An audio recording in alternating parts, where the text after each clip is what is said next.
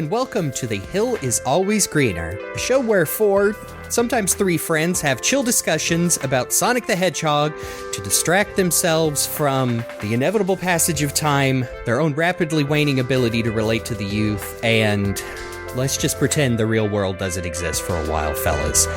I am your host today, GameBuddy. Who else is with me? I'm Faulerro, and I'm really happy to ignore the real world right now and focus on nice things like the stuff I had when I was a kid. Hey, that's this podcast in general, but this one very hyper-specifically, hooray! Yep, they can't raise the price on the memories in my brain yet. I'm CyberLink, and I'm suffering from a saucy sunburn I got in Shanazar.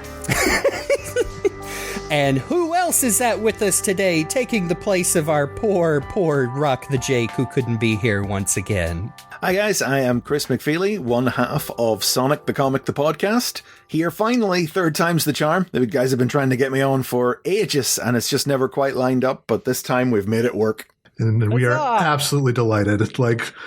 It's been a while. We've wanted to get you on for a while, mostly for STC stuff, because we've done a couple of STC stories so far, but we've never really dug in deep on the series. So we were kind of hoping that we could get an expert to, give us the basics. I'm not sorry. People ask me sometimes if I should do like a basics on Sonic, and the simple fundamental truth is I don't know enough about Sonic to do it. Even if you did, you would get torn apart to the bones by, well, depends on what platform you're on these days. It seems like maybe the worst of the fandom is continuing to sequester themselves on the bad sites, quote unquote. Well, I'm not on there anymore. Yeah, me neither. It's great, isn't it? You don't have to read what they have to say. Surprisingly freeing. Sometimes I'll pop over to, post the link to my newest video or whatever, and sometimes I'll accidentally, I had the terrible misfortune of accidentally reading a post on there the other day where somebody complained about Sonic acting cocky with the Flash in the DC, the DC Sonic crossover, and I just wanted to shoot them and then myself. Yeah, because that's just straight up wrong. I don't care. So shockingly wrong. I don't understand. No matter what Sonic version you're talking about, classic Japanese, classic American, right now. Just look at the box art. There's Sonic cocking up in your way. He's gentle and kind. He would never hurt anybody. He's like the wind. He just breezes through life, touching nothing and affecting nobody. I think I've said it before. That for people like that specifically, I'm like, you know what? It's okay to just not like Sonic, because it sounds like that's not what you actually like. They just want one idea of Sonic, which seems to be the idea everyone is pushing these days, which is Sonic is not a character. He's a metaphor. You see, he's a creature beyond our understanding. How could you possibly bring Sonic down to the level of humans by assigning him emotions and a personality and life? And I'm like, well, if they want that, the Mario fandom's right over there. Yeah. This is a salty start, isn't it? Well, we've been like that a lot lately, so you'll fit right in. Considering how today's subject has been maligned for literally decades on the internet, I think we're allowed to front load some yelling at the youngsters in this one. There's something contextually relevant about it, isn't it? Yeah. We usually do you have any special history that you would like with Sonic the Hedgehog that you would like to go over before we hop into the subject, Chris? Or are you tired of doing that on your own podcast? Either way is fine. No, I can reiterate here. So much of my history with Sonic does tie into what we're talking about here today. Sonic the Hedgehog Sonic 1 was the first video game I owned. It was the first, Mega Drive was the first console we had in the house. I told the story on Sonic the Comic, the podcast before, but it was when I was 10 years old. I was studying for the 11 plus, the exam we take at the end of primary. Do you guys have that in the UK? I don't even know. I feel like we do. I don't remember much of what I did in school. I mostly remember what happened in Sonic the Comic. So that's probably just right too. 11 plus. Yeah. Anyway, 11 plus exam we take at the end of primary school. Anyway, and I was studying for that, and I was in a tutor group for that that met on Saturday mornings. It was at the home of the teacher that was tutoring it, and we had breaks in the group, and the teacher's son had a Mega Drive and had Sonic, and it was on those breaks that I was introduced to Sonic the Hedgehog. Immediately enraptured by it, such that then the Christmas at the end of that year, got a Mega Drive, got Sonic. And never owned Sonic 2, Sonic 3, Sonic Spinball, Sonic and Knuckles. Sonic 3D was the only other game I had on the Mega Drive. And then I later got the Sonic compilation cartridge that's 1 and 2 and Mean Bean. But 1 was enough for then off the back of that, I got the Stay Sonic guidebook that was published in the UK. Again, the timeline is mashed up in my head, so I would say to you that I also then got Sonic the Hedgehog in the Fourth Dimension, the novel, and then started reading Sonic the comic from issue 6, and bought that for about 3 years, then got this strange notion into my head that I was too old for it, but simply then continued to read it in the shops right up until the end. But after the Mega Drive, I went PlayStation instead of off in the Saturn route. So me and Sonic parted ways for a good few years. I missed out on the adventure games until then Sonic Heroes came out multi-platform, and I was on the PlayStation 2 at the time. And that was followed. I bought that, and oh dear, whoops. Terrible mistake was made there. But I was not so dissuaded that I stopped. I bought Shadow the Hedgehog. Oh dear, whoops. And then I didn't play another Sonic game until Sonic Generations. And then I didn't play another Sonic game until Mania. So me and Sonic had a big parting of the ways in the 21st century, aside from Generations, dappled there in the middle. But since returning to Sonic the Comic for the podcast, I've played all the new games that have come out since, Frontiers and Superstars, and I have Shadow X, what's it called? Sonic X Shadow Generations. Yeah, I haven't actually played it yet, but in fact I'm finally going to start playing it this evening. It's been sitting on my pile waiting. Yes. Oh, all right. So I am much more in tune with what goes on in Sonic these days than I have been for a very long time, and it is thanks to doing the podcast. I know it's even if Sonic is like an old school chum you just see around every couple of years, it's just hard not to keep going back to the little bastard. Like, I think the core things that make Sonic a magnetic force are still there even after all these years. Just had a few missteps along the way, but it sounds like Christian mostly avoided them, so that worked out well for you. I mean, I ran into them so hard back at the very start that I was like, that's enough of that for me, thanks. Yeah, I cannot imagine, just given my own perspective, going straight from the Genesis Mega Drive games to Sonic Heroes without even not talking about their inherent quality, but I feel like the adventure games were at least like a softening up to like, okay, and here's Sonic Heroes, which is kind of like them, but not really, and also did some things wrong. But yeah, it's no wonder that was like a giant sign that said, not for me anymore. I mean, I didn't play the adventure games, but I was like aware of the rough transition, but I have since experienced them. I went back and played them, when they put them on the PlayStation Store and on other places.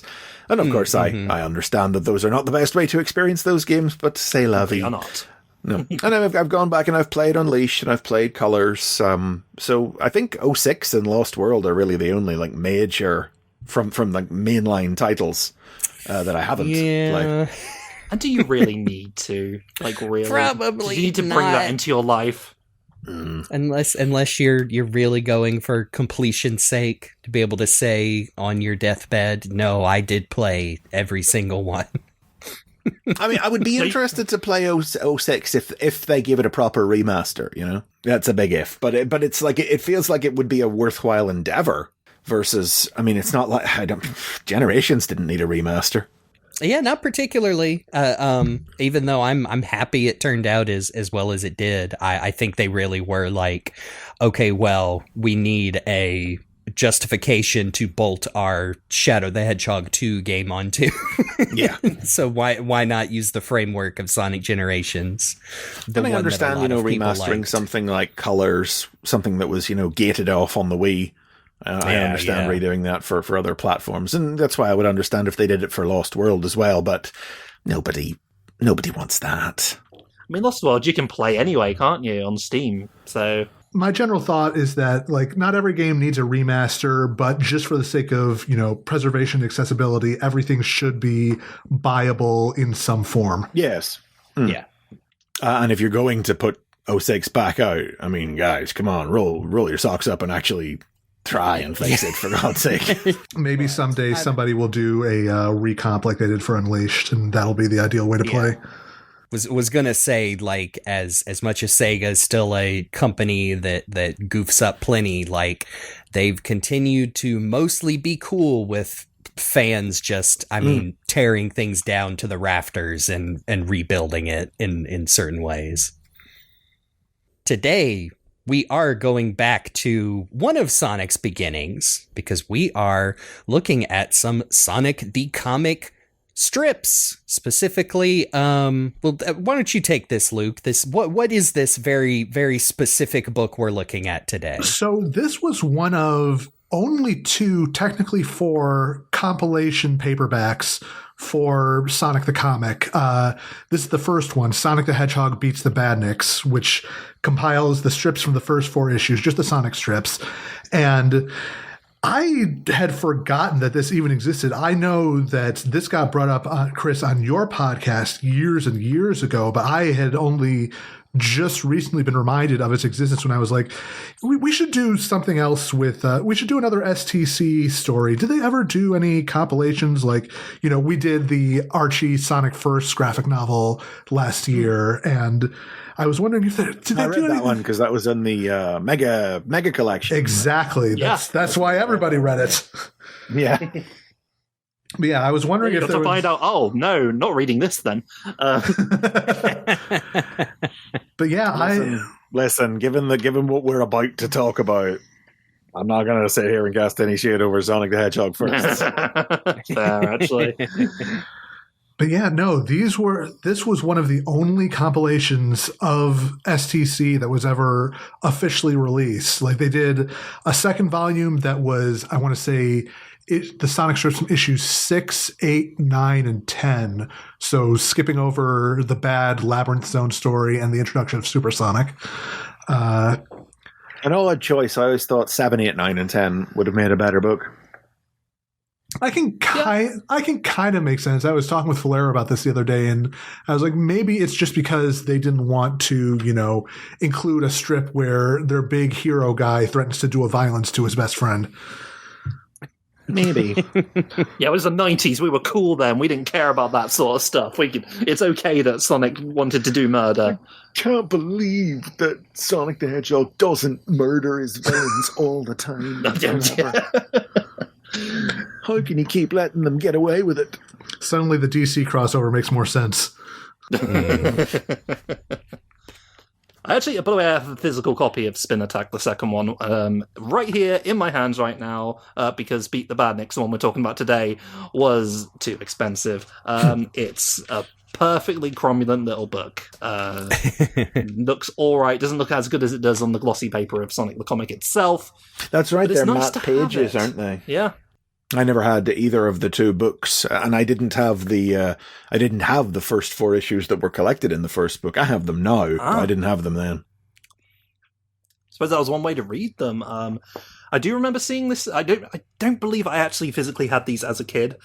Even if I did, they would have been chucked along with my issues of STC. Oh no, terrible times. What we have, but I do remember seeing these in WH Smith's, because that's where you just looked at books. But what else did they bring out, Luke? Aside from those 2 volumes, they also did collected volumes for the first of the Shinobi storylines and the first Streets of Rage storyline. And this was all roughly around the same time because I remember they advertised like giveaways for all 4 of these books in issues 23 and 24 of the comic proper.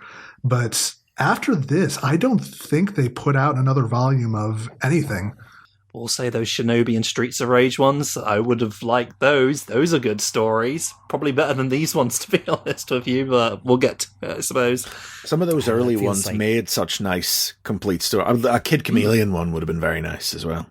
You know, Streets of Rage has a pretty solid ending. It's because the way the serial started going as the series went on, often a serial would end and it would be like the Streets of Ragers will be back or swim with Echo again soon or whatever, and it would be. Whereas the earliest ones were like, right, that's the end of that. Don't worry, we'll bring Kid Chameleon back eventually, Chris. I was going to say, didn't Kid Chameleon end on a cliffhanger in that first one, or was there a second one I'm forgetting? No, there was a second one, and the second one ended on a cliffhanger, yeah. Fortunately, never resolved. God, it feels like ages ago. Like, oh yeah, it was Sonic the comic, but it was like the Sega Superstars stories forever until just became Sonic. even when reprints started, just Sonic. I feel like we do kind of need to, give a little bit more context for STC because, we've covered a handful of stories where they've been in the context of, comparing, contrasting against, that one doing a game adaptation versus Archie adapting the same game. So a lot of that stuff kind of got lost in the weeds a little bit. But, STC was more like just by the nature of how British kids comics were at that time versus, traditional Cape comics that you have over here in the States. It was more of a magazine, really. Yeah. I think we've talked about anytime we introduce STC, I feel like I almost have the burden as the Yank who likes Sonic the comic to explain to the haters that over here in the US, you would probably call Sonic the comic a game magazine before you would call it a comic book, just because of the format and how it came out and how the stories are much shorter compared to like a 22, 24 page comic book that would have maybe just 2 stories. You've got an entire magazine that had game reviews, previews, and up to 4 or 5, like 6 to 8 page stories. And I think that was just very alien to a lot of American folk who, I remember growing up even on the early internet and just not having access to Sonic the comic at all, except for the panels people would post out of context to say, wow, look how grumpy Sonic is in here. And thankfully I've corrected that mistake and actually read them along with y'all's podcast, which, hey, I will say, you're talking about different ways to read this, that I'll just plug y'all's fairly newish website, stctp.zone, where y'all have archives of your episodes and now the issues themselves right on the episode page. Yes, our webmaster is trying to rescan as many issues as he can in nice high quality. Yes. Where we don't have that, he's got the old scans that have been around on the internet as far back as you're talking about, but really, Dave joked once that they were made with the first scanner. It could be. And they skipped all the pin-ups and ads, and it's worthless. Yeah, I understand why anybody doing that back then would have done that, but I mean, we approached very much with STCTP. I was looking at it as a historical document. I was on a Sonic podcast that was going to be about Sonic the comic years before we started STCTP. It only ever lasted 1 episode. It was called Speed Reading, which was a tremendous name for a podcast about Sonic.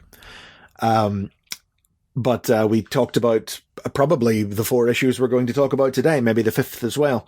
And And it was off the back of that, like when Dave and I first started talking about doing STCTP, my condition was always up front. We do the whole thing, all the strips, all the stuff in between, one episode, one issue.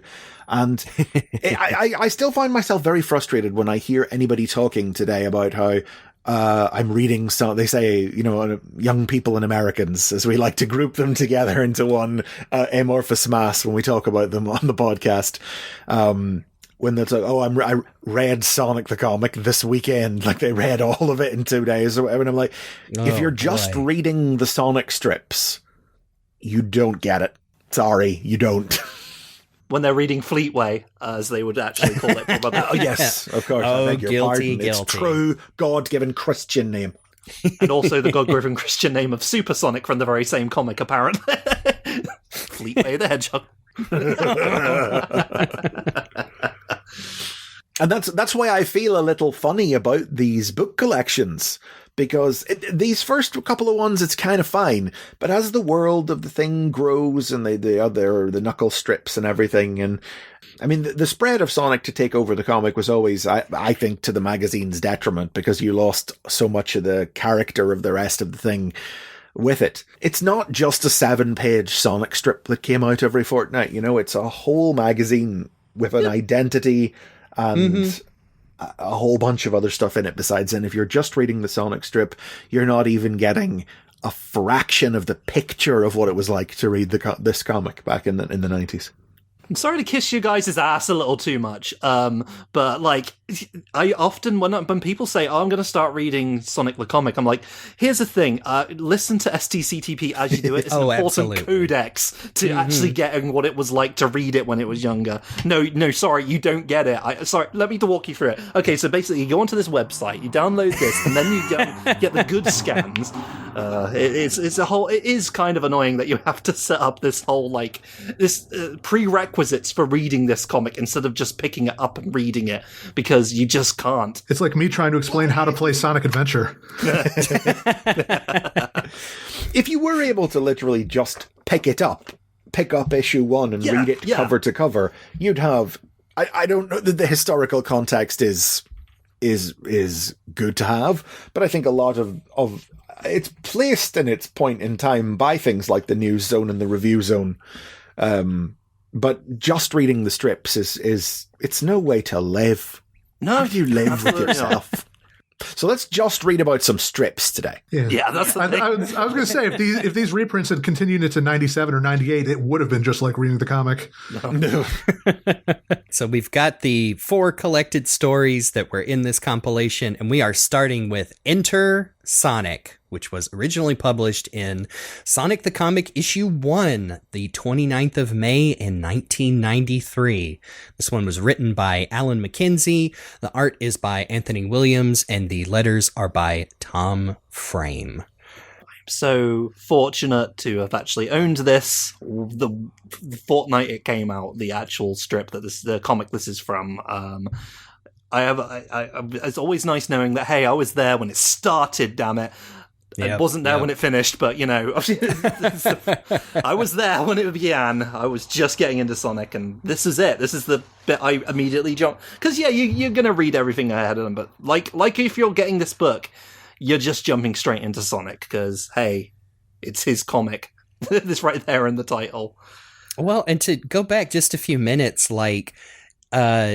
I think even if someone who is interested in Sonic today but has not gone back to let's say this comic that may have come out before they were born, I sure think they'd have an easier time picking up this than if they had the crazy notion to go read every Archie comic, because even though the original Archie miniseries did have more references to the games, you still had your Freedom Fighters and Uncle Chuck confusing the whatever, because now we know the history of the Archie comics is they were we'll make it based off the cartoons and the games and these golden books that are coming out and whatever we decide to come up with after those end.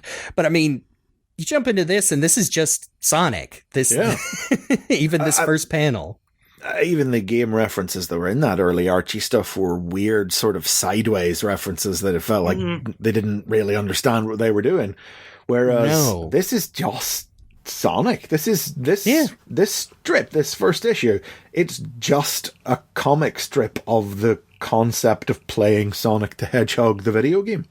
This is the point we've always made since issue 1 of STCTP is when you read Sonic the comic, it wasn't like any of the other Sonic media out there because you actually were getting an accurate representation of the games. It wasn't like watching the Adventures cartoon or Sat AM or, well, that's really all we had over here that wasn't like this because all our media was based on the Sega of America Sonic Bible. Everybody knows about the Sonic Bible at this point, but it feels like they didn't used to a long time ago. And it's weird to me whenever I see anybody, like just mentioned the DC Sonic crossover there a second ago, that very nicely makes a little reference to Sonic's origin from the Bible, where he's goes from a brown hedgehog to a blue hedgehog in a mad science treadmill accident. And people see that and there's like, is that a Sonic the comic reference? And I'm like, transitively, yes, but it's a reference to the Sonic Bible that informed all the media we had here in the UK, from the Stay Sonic guidebook to the Martin Adams novels published by Virgin to the adventure game books that we had to Sonic the comic. All our media agreed with each other, and it all agreed that the games were what Sonic was. I even see people, it's not uncommon to see people pushing back against that notion now. Whenever someone says that STC is much more like the games than Archie or whatever, people say, no, it's not. It's got this. No, we don't mean that it's true to the lore of the games, which barely existed in the 90s anyway, with your South Island and all that. We mean the experience of playing the games, what it was like to see and journey through those games, all the iconography, the creatures, the robots, the settings, the scenarios, the moves, the traps, the dangers, the feel of playing the game, not the story, because there was no story. We didn't know there was a story. The story was that the Sonic the Hedgehog must run and Robotnik is there at the end. And the Bible itself will never stop being funny to me that it was specifically and meticulously created by Sega of America, who would then go on to use maybe 1% of it in any of that is so American weird. Sally Acorn, that's it. And Mobius, I suppose. It's so strange because, like, growing up as a kid, there was no reason to think this wasn't Sonic's story unless you're watching the cartoons, and those, when I looked at those, as much as I did enjoy them, there was this element of, well, that's just the Americans getting it wrong, isn't it? Because it was a perfectly common experience to have in any franchise that we consumed, because we are of the generation that had our childhood sold to us in the form of toy franchises, to see cartoons that were different to comics, which differed to the information that was written on the back of the toy packages and the little character file Can't cards. imagine what franchise you're talking about. I could be talking about Turtles. You don't know. But yeah, it wasn't uncommon to see those differences. And with Sonic, the cartoons and the cartoons alone were the aberration. Everything else agreed. Even in our minds, the games agreed with the way the comics presented it. Because the comic was so connected to the games, because it was showing the games, you had no reason to believe, oh, well, the events of the comic aren't happening here. Because, you're seeing Green Hill Zone, you're seeing all these things from the games, and you're like, everything that we've read in the Bible, like in Stay Sonic, in the adventure game books, in the novels, all of it, like, supports Sonic. It all validates, it all stands there in support of what's happening in the video games. It's giving me the backstory to what I'm seeing in the video games, and the games aren't contradicting what the book is telling me. The only contradiction existed in Japanese game manuals. And who was reading them? Japanese people, because they did not. There was no synergy back then, I guess, to say the least. No, all the stories I've heard was that there was never much synergy in any capacity between the Japanese side of Sega and the American side. So, which is so weird that I don't know. I guess it depends on what side of the argument you're on, that instead of saying like, oh well, it's because the superior Japanese or the pig dog Americans thought they could write it better, and it's like, well, okay, they're The all two in sides the same of that company, are people so who were who's- alive then and people under the age of 25. Yes, exactly. It's like, well, Sega was still a company, like, yes, separated by, different branches, but like, who was the one making the decisions? Like, whatever, everybody just do whatever you want, whatever makes us the most money, which I mean, probably points to something, different markets and whatever, but yeah, to just go back to, like, even on these first 2 pages of this Intersonic story, you've got, I mean, that is the game. You've got the loop-de-loop, you've got Sonic busting open a robot and saving the little animal, you've got very much the interpretation of Robotnik we were seeing on game boxes and whatnot. And even, like, immediately establishing like a story point for the magic rings, which is something like even the games have never cared about. Yeah. But what it really needed was Jack Black coming in to be like, this is a loop-de-loop. This is something you run on, and it takes you to another part of the level. Yeah, like one of the strengths of SEC has always been that hand-painted art, because it always just really pops off the page in a way that I love. But that said, I don't feel like Anthony Williams' art is quite, knowing the heights of this comic, I don't think this particular strip's art is quite up to snuff. It's unfortunately not the dream team. None of these 4 issues are, representative truly of the heights that STC would later reach. I think the thing that's interesting about all 4 of them, as we'll go through, and it's true of this one too, is that you can see that this is a good artist. You can see, like, as a British kids comic artist, you can from the staging, or you particularly look at something like Robotnik's big machine in this one, or the panel of that machine blowing up at the end of the strip. Or even the dynamic layout of that first panel. The simple problem is these artists have been asked to draw Sonic the Hedgehog. They are hamstrung by having to draw these, and you can see parts where he's clearly like redrawn existing images of Sonic. Like very close to that style guide. It's a difficult ask, to be honest, and this is because this is the first time they're doing this. Yeah. Let's be honest, a character that is really hard to get to grips with. Sonic wasn't really like anything anyone was drawing at the time in the UK, as far as I can think of. I mean, goodness, it always bothers me now when, you catch word of like the official comics out now, the IDW comics, of artists having to tweak their styles or redraw panels because, it's not on model enough. I mean, and, not a subject for today, like STC goes through that as well, where it's like, hey, there's this one goofy ass looking 3D render for Sonic 3D. That's what Sonic has to look like forever because we are Sega and we say so, but you can't do this to Chris. You can't make him go through it again. I'm so sorry. Not again. It's not fair. But I did want to say again, as the American apologist, that like just the wonderful hand-painted colors of this, especially the scans I'm looking at, I really do make up for, looking at this panel. I guess that it might be a Johnny Lightfoot, not the Johnny Lightfoot, because he's purple and orange, but yeah, hands are hard to draw, and putting pretty colors on them sure does take the attention away from those wonky hands. But there is something still just charming to this artwork because, like you said, like wonky Sonic aside, the layouts are really good. This little action sequence of Sonic, almost falling off the cliff, and the Badniks taking them out with a big spin attack, and it's just really nice. And I love that curve STC, of action from 4 panels where he comes down and then up and then down again, And I love that STC, even though because of the format only has about 7 or 8 pages for Sonic, you still got time for little jokes like this little Porker Lewis and Sonic's, let's be careful next time, kid. Zip away, and he just turns to the camera. He's my hero.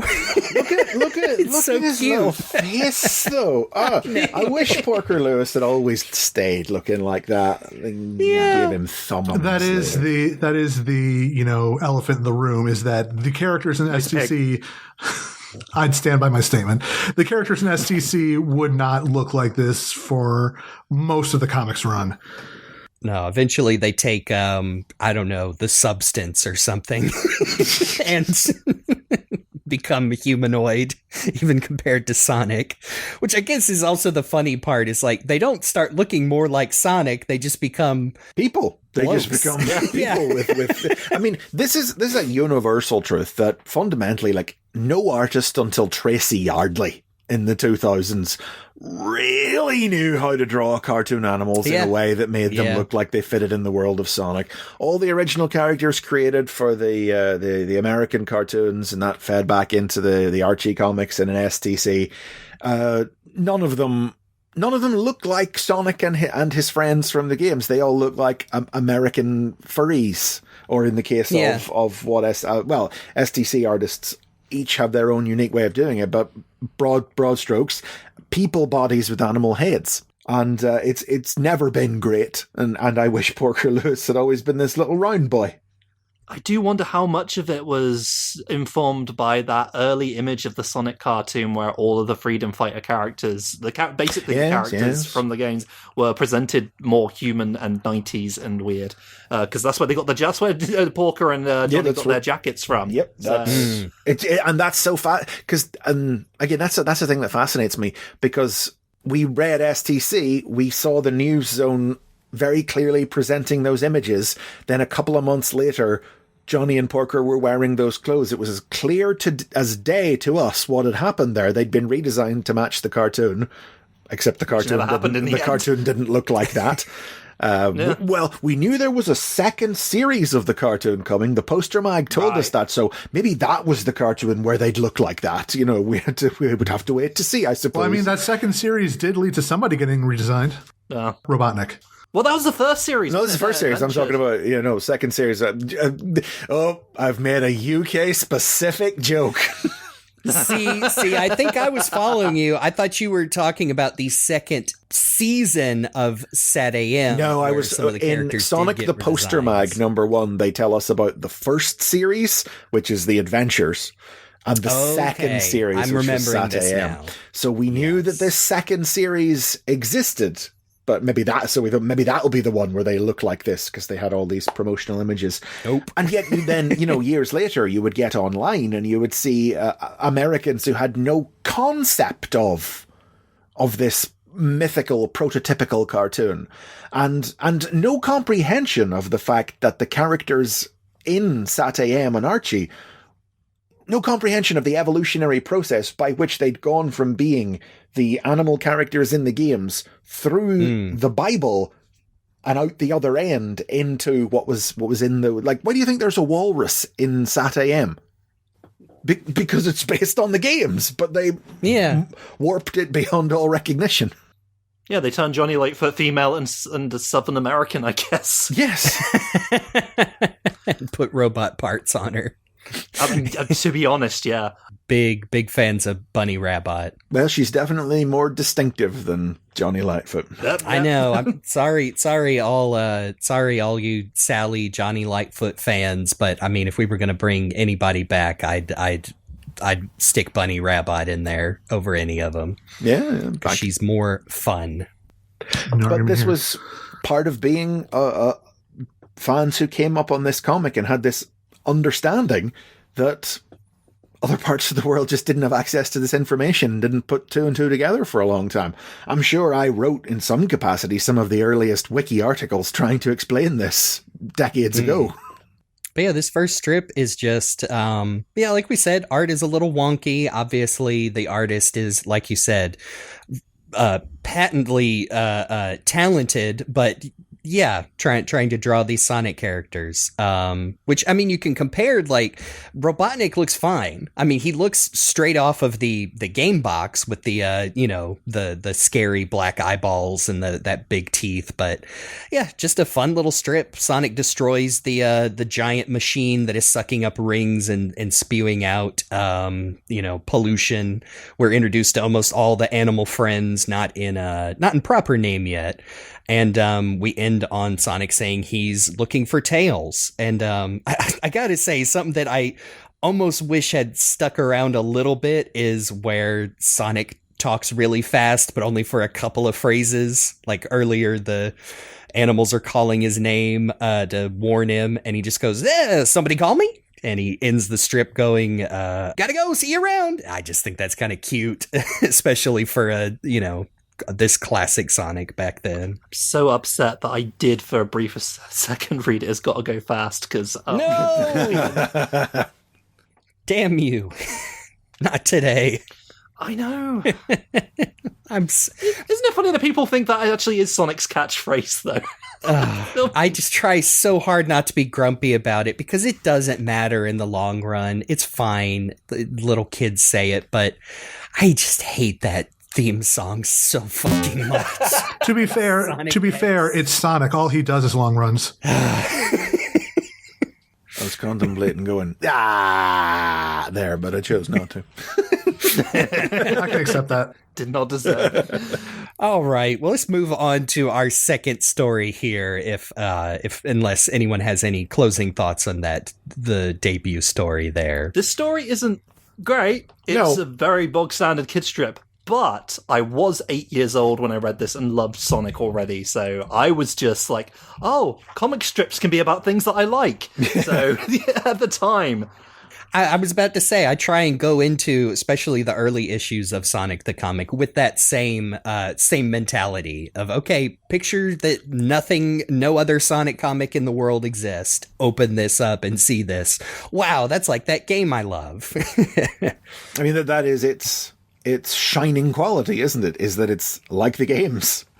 You get this full-on sequence of a cliff crumbling out from under him, then he spin attacks up a ramp and into the air and pops some robots, then he falls off a cliff towards a spike, and he's just, whoa, rockfall, ooh, air attack, ooh, spike trap. He literally just shouts these phrases out one after the other.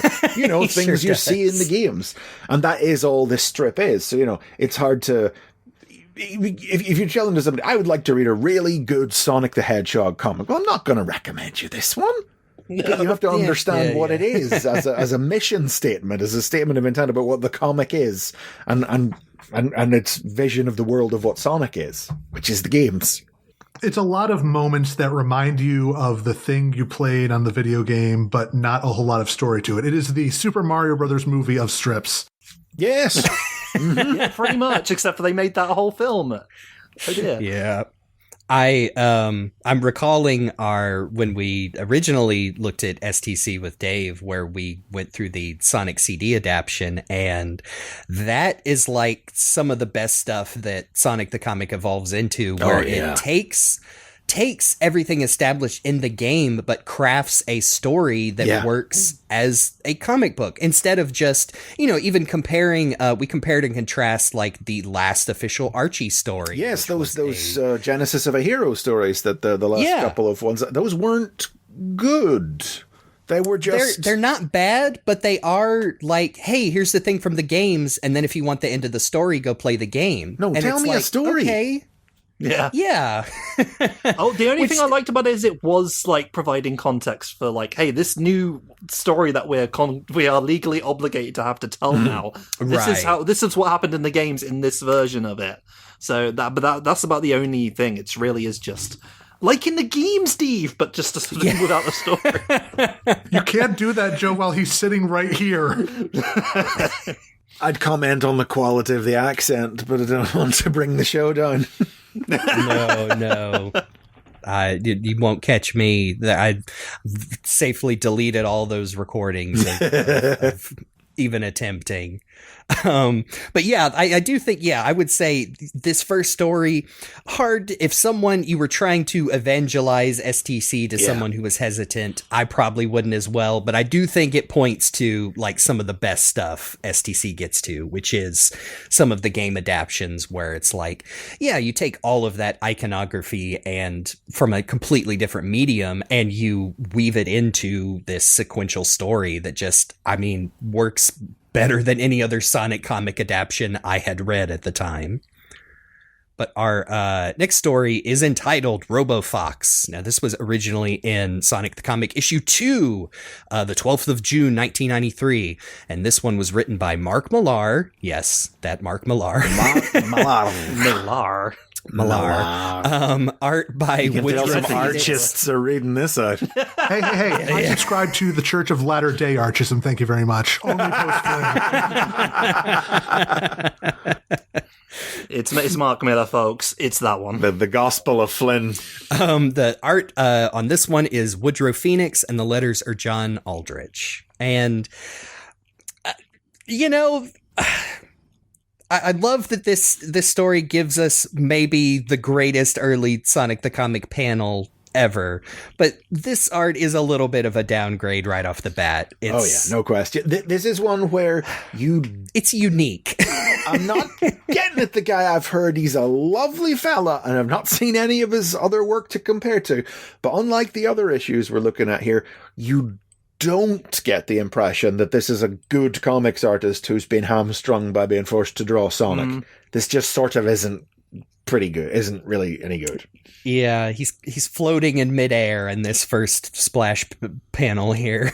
Yeah, Woodrow Phoenix, outside of drawing that second, that episode issue 5 strip of the Labyrinth Zone, he also wrote the first Echo the Dolphin story. More importantly, designed Megadroid.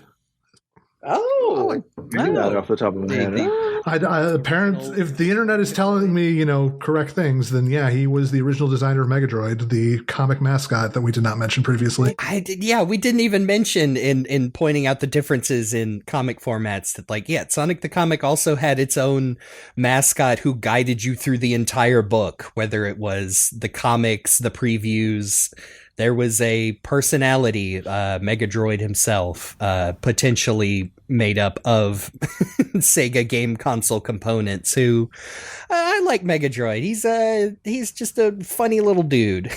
Again, this is British comic stuff. This is STC's version of Tharg, the alien editor of 2000 AD, which and the editor of STC, Richard Burton, who was the voice of Megadroid up until he moved on and Deborah Tate took over as the editor.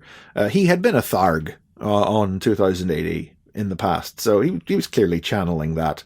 This little buffer zone between the fiction, the absolute fiction that is the comic strips, and the real world outside. We've got this sort of distortion zone in the middle where we've got a fictional character who is the voice of a real editor introducing you to the absolute fiction of the stories. It gave the kids the opportunity to write in and say funny things like, "Oh, if you don't make another Sonic story, I'll tell Robotnik on you." I'd like to see pictures of Sonic's feet. Much preferred to what American comics, specifically Archie, did, who would specifically write the editors into their little gag strips. I was just thinking of Justin Gabriel and your grudge against him for over the years. Just a black hole of creativity. I've only ever read a couple of those, what are they called, off panels or something like that? Yeah. Yes. It was much better when they eventually just became like one panel jokes that John Gray would write. Beautiful, beautiful. But Robofox, we open right back up on what Sonic let us know he was doing in the last story. He is searching for Tails. Hasn't seen him in a couple of days. I always got the impression that the editor altered the dialogue at the end of issue 1 to craft a lead-in to issue 2. So? I think so, because it doesn't actually make any sense. Suddenly the Green Hill Zone's deserted, and it's because Robotnik and Sonic's only just back from the Marble Zone, and this little rabbit tells him that Robotnik showed up one night and raided the whole forest and took everyone. It doesn't actually fit in with what we've just seen in issue 1. God, this little rabbit, again, not that we have not been told their name. Something about the way this is drawn. Okay, forgive me if this is a weird comparison. This seems like the sketch on the notebook of like a 11-year-old girl that I would see on DeviantArt back in the day. This specific wonky proportions and I kind of like it, despite the obvious downgrade from the first one. But God, the weirdest thing is this little tote bag that Sonic is suddenly dragging along for no reason. But without it, we wouldn't get this fantastic panel of Sonic putting on his sunglasses and saying, "You must be new here. The name's Sonic. I sort things out." And I feel like I've seen this panel a lot. I couldn't tell you why, though. Yeah. No, this is so cool. Like, man, sometimes you do just need to establish that, like, hey, yeah, Sonic the Hedgehog, the guy on the cover of this book, he's fucking cool, and don't you forget it. But he doesn't need a pair of sunglasses, let's be honest. No. They just hat on a hat with Sonic. He's already the cool guy. Also, yeah, I just realized changed he's into putting some on extra football shoes. cleats too. Yeah, He's put on new shoes, which he also doesn't need. But I just realised that this happens between... He's got his power sneakers off, and we don't see him take his shoes off, so we don't see Sonic's bare feet. And I feel like someone out there reading this comic specifically was affected by this in some way. all the way back then. Kevin Rooks from Basingstoke denied.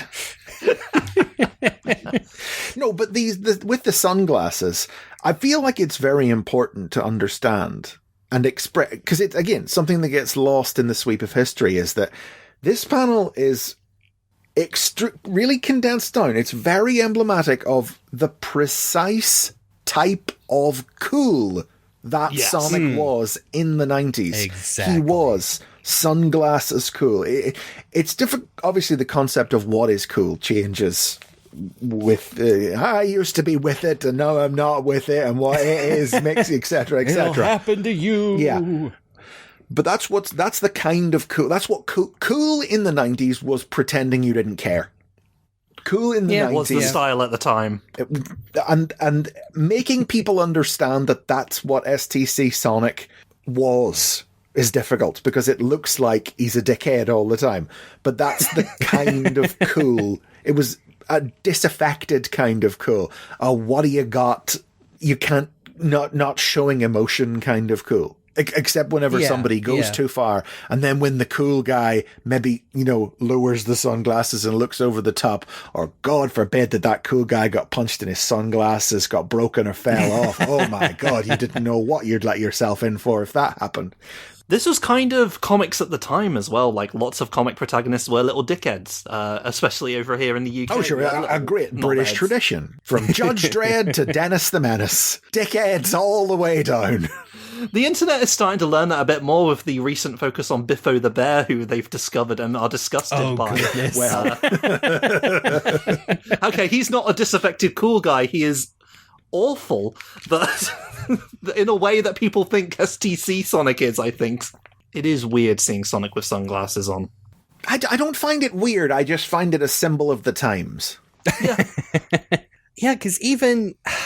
I guess that is where the confusion gets me, is thinking back, the only big difference comparing them side by side, like, I guess, Adventures of Sonic and STC Sonic, is just that Adventures of Sonic is a motor mouth who is actively, like, cracking jokes every few minutes.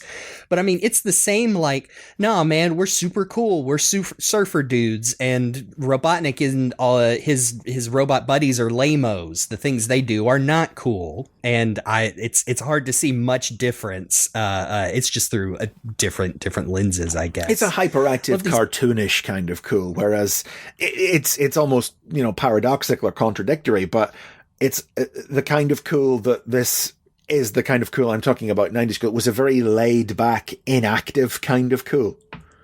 Like the idea of that doing something, caring, or appearing to care. Caring wasn't cool.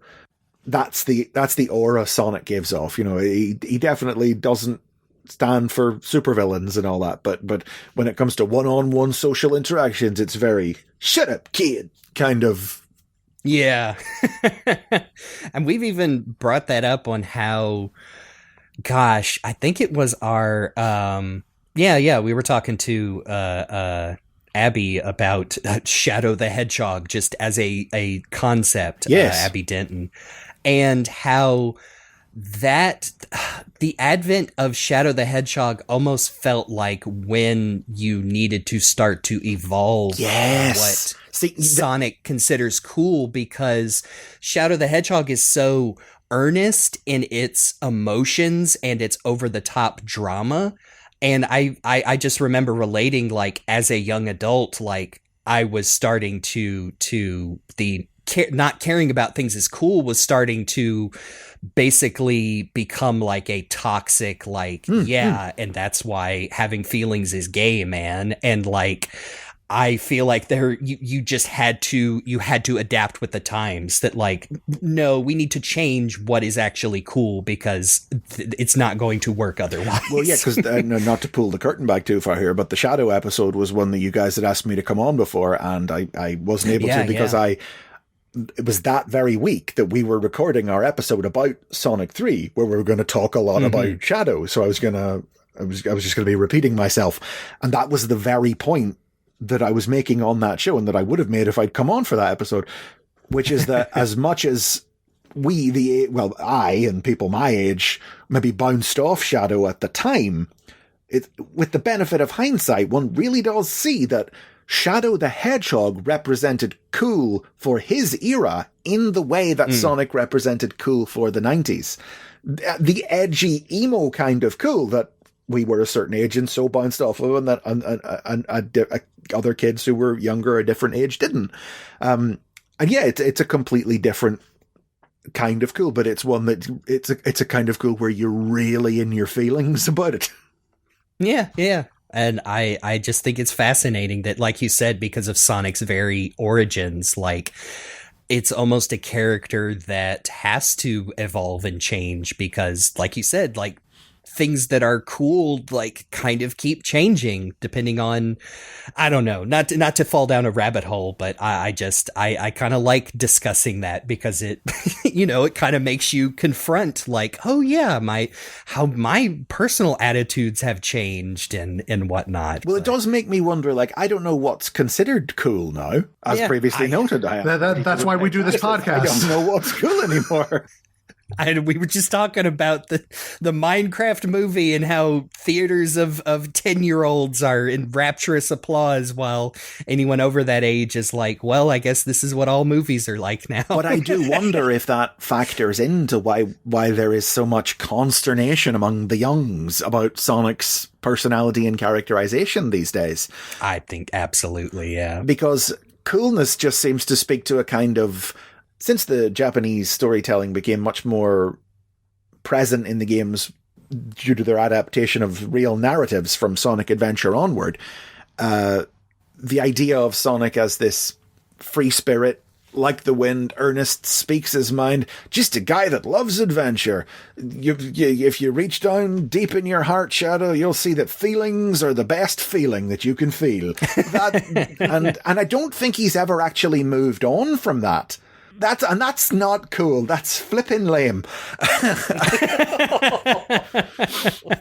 It's not what he was then. He's not the same thing as he was now. And I think that's part of the problem. And if anyone gets to decide what is cool now, it's us. Oh my God, yes, men. Absolutely. Because we were there then. I mean, I don't even know what's cool now, because, like, I don't think anybody, under 25 or whatever knows what cool is, because everybody's been friggin' irony pilled by the internet and by meme culture and everything else. And it's like, do you like this because you actually like find appeal in it, or because it's the funny thing you saw online? Sonic is a skibbity rizzler, and he's gonna kick Eggman all the way back to Ohio. It's weird, because then you even have like the backlash on the backlash, where and again I'm having some grace for younger generations who are, I mean, whether they like it or not, forced to grow up on the internet and social media now, because then you have almost like total irony poisoning, and you have kids who like weren't even alive when, say, Buffy the Vampire Slayer was on, calling everything that has a joke in it Whedon speak.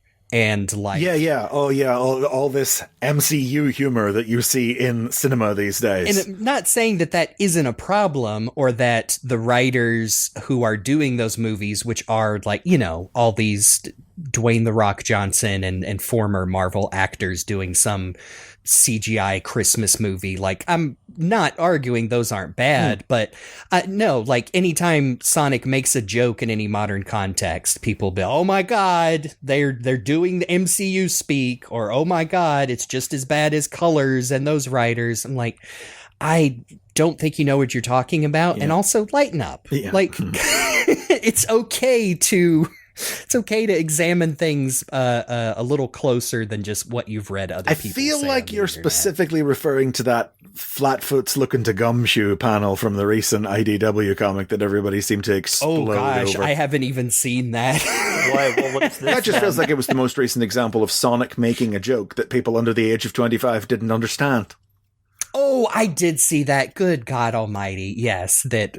Again, and then you'd see in the comments like, "What the hell is Sonic even saying here?" Well, someone else would have been, "Well, apparently it's a really old word for a detective." I had to look it up, and I'm like, "Read a book, Jesus Christ!" Yes, no, they can't. They're Sonic fans. They only experience things through the lens of Sonic. That's different. Nobody hates Sonic as much as people that don't read the comics.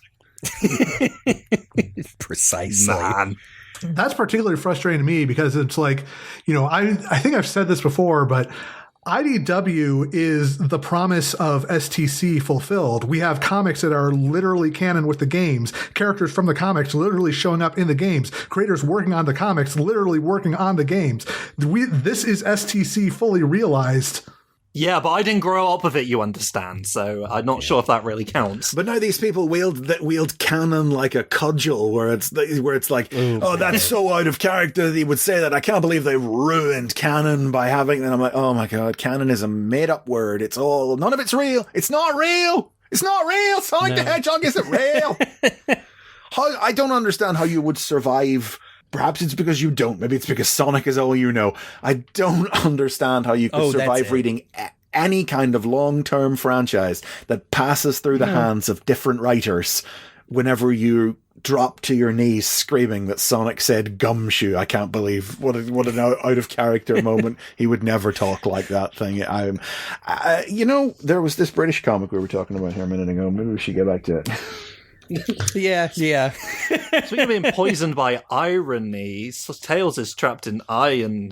Sorry. Yeah, it's amazing how this comic inadvertently, predicted Sonic Lost World years prior. I was thinking that when I saw that scene. I don't know what happens in Lost World. You have to tell me.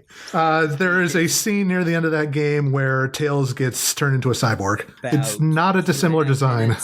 Got that asymmetrical look. I like these. I'm just going to say Badniks because not only am I bad with bad nicknames, but I know especially Earthy and STC, it's like, well, they look enough like a buzz bomber or whatnot. But I'd like the little panel where they just see Sonic zipping around and they go, I've got an idea. Let's kill it. That's just funny. Sonic still announcing all of his moves. Which I like Supersonic spin attack. I feel like the spin attack thing stuck around for a while, actually. I do remember, I do sort of associate it, like, every time Sonic does that, he should yell spin attack, because that's what he's doing. He even did that a little bit in the cartoons, as I recall. Oh, yeah. Well, I think he would say stuff like spin and win time and various triple S spin attack. The Archie comics messed around with that, too. Anyway, yes, we have found Tails, and he's all been fused together. He's a baddie right now. They've wrapped his tails in some sort of shell so he can't use them properly, which is a bit of a design flaw. I don't know. It is weird that he turned him into a cyborg though and not like full on made him a badnik, but maybe he was pressed for time. Yeah. I know. Are they implying that these robot parts have unlocked Tails' true feelings as he tells Sonic he's always hated him? God, Tails is such a dick to Sonic in these comics. Can't believe they would do that to my very well-established favorite character, Tails. No, he even then he breaks through the mind control and rescues Sonic from Robotnik, and hey, he's got the big ball from the game. Sorry, I just took a moment to read some of the dialogue where Tails is like playing the big hero while I had to stay in the Green Hill Zone. Yeah. Sonic, the voice of Sega these days, saying, "What are you saying, Tails? You love that zone." We keep bringing it back just for you. It'll never surprise me how much, all of the Western incarnations went with Robotnik. Just how many egg puns are in STC. Right. That, like, it's so funny that, like, I don't know. I guess that just goes back to the Bible, thinking like, no, we as Americans, we need a cooler name for our bad guy, where, like, STC just seems to take the best of both of those, I guess. You get the cool Robotnik name, and also he's a bit of an egg. Almost looks like he Tails blew Robotnik's head clean off in that. Yeah, a little bit. Would have been a much shorter comic. As we Curse said, those little the art in creeps. this one isn't great, but I do like, at the heart, how Tails has been drawn, because he's got that. Clearly there's some Japanese style guide references being employed here. Big old snoot. He's got the snoot. Manages to be charming, even though it is messy. It gets a little too Code Lyoko forehead in a few panels. Yeah. I mean, this third to last panel where Tails has got his hand over his face in embarrassment. I mean, that looks like I drew Sonic like that as a little kid. How would Sonic fold his arms? I guess this is as good as it's going to get. To be fair, even in all modern Sonic media, it's fundamentally impossible for those characters to cross their arms. Oh, With their yeah. It's either that or the massive hands on the hands. hips, where they balance their giant wrists on their no hip.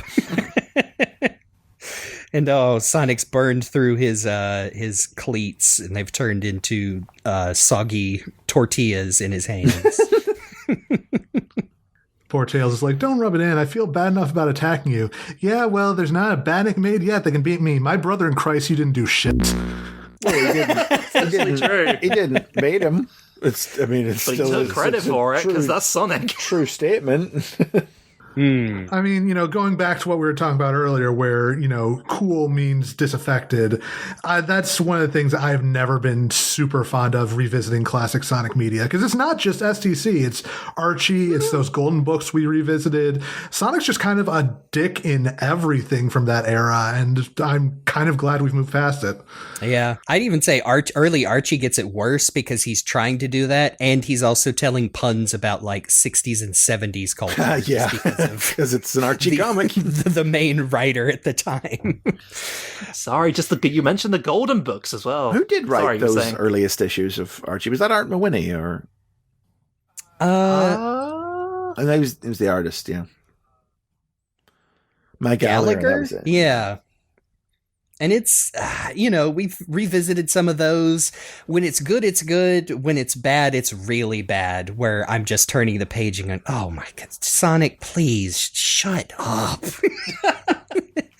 Like, Knuckles is objectively cooler than Sonic in some of those early Archie stories because he isn't talking about Alf or whatever the hell. Yeah, I immediately think back to, like, the end of Mecha Madness where Knuckles saves Sonic and he's immediately like, what are you doing here? I obviously didn't need your help. And it's like, bro, take the L.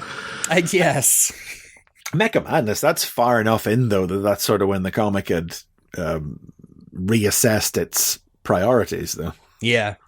It was the countdown to, the big drama that would be Endgame, which is also bad, but was a turning point for the comic. I mean, I've read all the way up through Endgame of Archie because I bought the black and white phone books that they did just before it all went away. Like Sonic the Comic, there are no official reprints out there, so just look for the best scans you can get your hands on. No, fine, thanks. But our third story is Mayhem in the Marble Zone. This was originally in Sonic the Comic issue 3, released the 26th of June in 1993. This was also written by Mark Millar. Art is You're by going to drive Jose- Chris crazy every time you say that. Okay, I'm sorry. Should I just say, is it just Miller? Because I think it's just am... Miller. It's just Miller. Okay, well...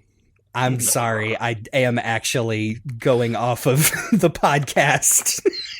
And by the way, everyone listening, yes, it is that Mark Miller. So he was. Yes. That was what before he did The Ultimates and Kick-Ass and all the rest of that stuff. Allegedly, Shockingly. he wrote all of these before issue 1 came out over the course of 5 weeks to get enough money to pay for his wedding. Yes, his wedding or an engagement ring or something like that. That's his line. And there are one or two stories of his that crop up much later in the comics run. That it's clear he must have just written a bunch of inventory stories. Issue 70 something. Yep, 70 something is the Spinball Wizard story, because it was the first issue after I stopped buying the comic, and it's like if I hadn't decided to stop buying it with issue, let's say 72, I think it's 72, and then I'd picked up issue 73, well, I would definitely have decided to stop buying it there when this ancient Mark Miller Sonic Spinball tie-in story is pulled out from the back of the sofa, it fell down and rolled out for some reason.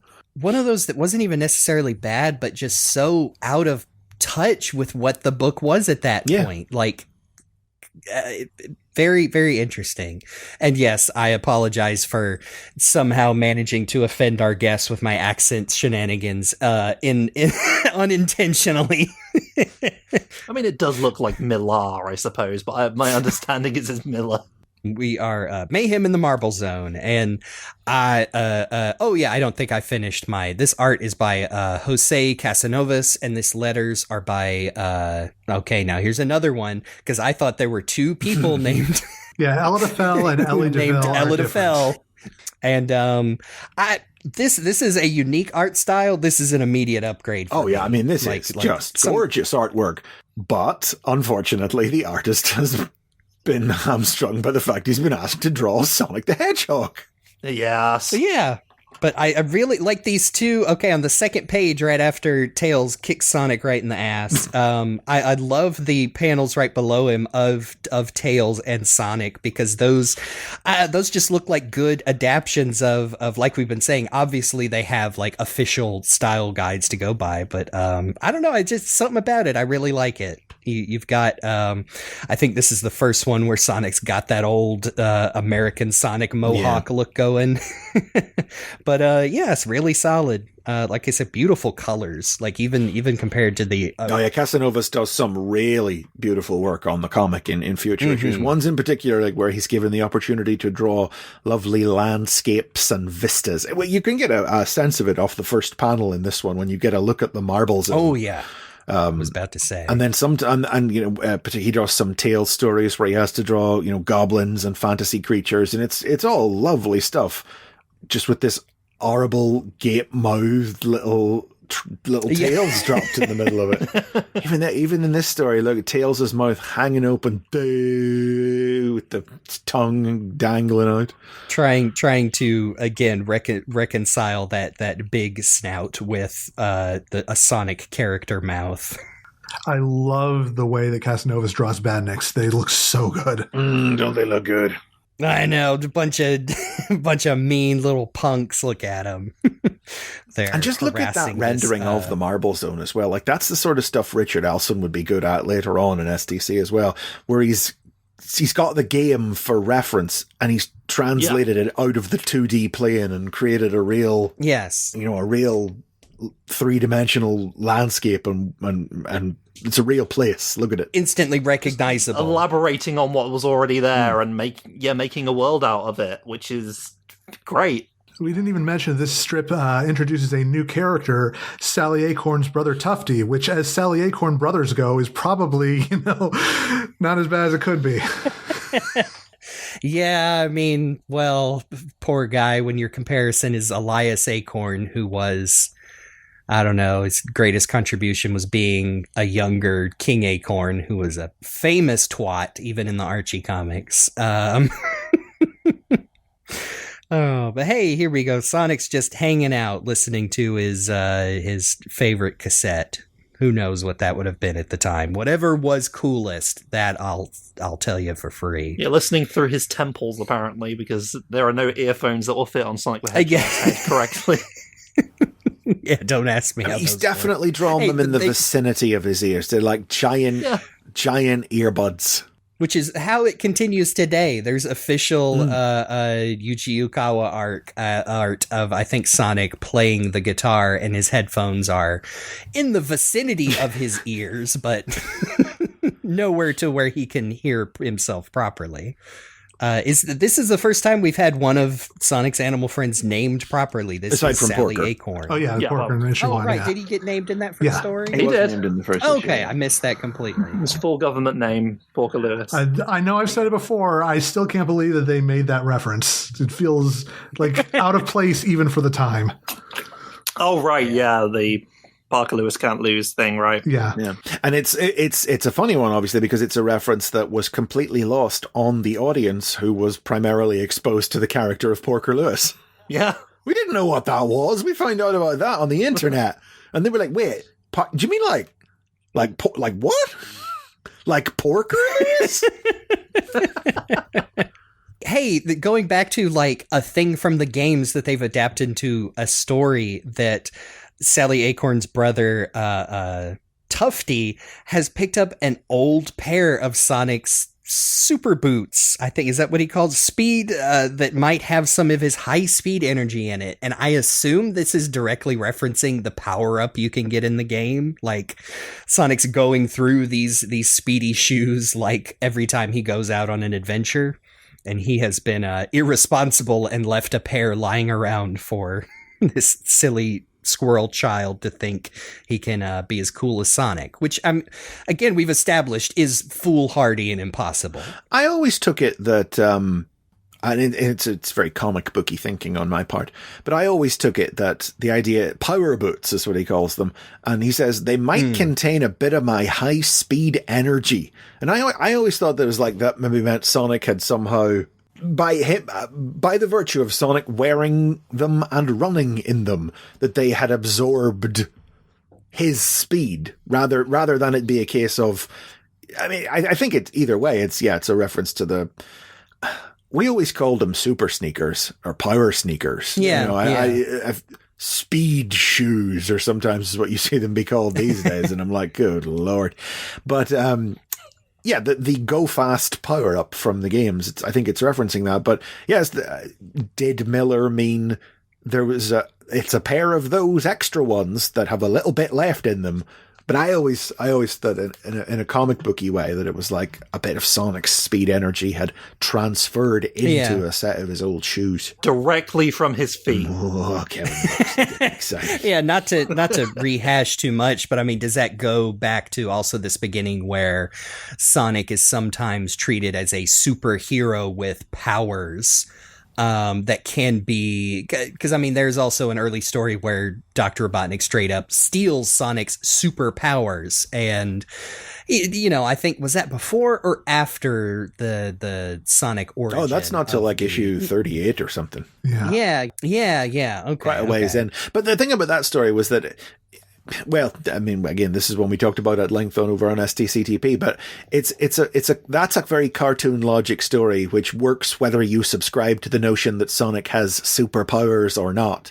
In the text of the story itself, Sonic talks about having his powers, and after Robotnik steals them, he turns back into being a brown hedgehog again, as if he got superpowers in that explosion. But the cartoon logic of the story works either way, whether you believe that or not. It is simply that Robotnik stole Sonic's energy and to use it was an energy absorbing transferring device or something was the name they used to refer to the device that did it. It works either way, but Nigel Kitching at least certainly seemed to subscribe to the idea that these were power, again, very comic booky thinking. And we know in the course of doing STCTP, we've really come to understand that Nigel Kitching and Richard Elson and Lou Stringer did have an upbringing on classic 60s Marvel comics. So, and indeed, that sort of story was probably an influence on the people at Sega of America who created the Bible and that story, in which Sonic, turned blue, or air quotes, got his powers in a lab accident. Yes. That's a very Silver Age or Golden Age even superhero origin story, and I feel like that's what they were channeling with it even in the first place. And even if they weren't, very much that the writers on STC saw it and ran with it one way or the other. For sure. I think it's interesting. They grabbed a couple of the power boots and ran off with them. That is 100% what it is. And I wonder if that has become such ingrained in, comic book culture and American culture that, when it came time to do the quote unquote proper Sonic movies that we have now, I mean, they basically treat Sonic like he has. Yeah, Sonic has powers in the movies, and that's fine to me. Like Dave over on STCTP, really, he butts up against that when it comes to those movies. He doesn't like that. And he's like, Dave's position is always that Sonic trained to be that fast. And I'm like, you can't train to be that fast. Sonic's attributes are superhuman. Yeah, I think I'm probably in the middle where I don't mind. I mean, I don't mind it for the movies because they are their own thing. Yeah, sure. But I like the uniqueness in Sonic.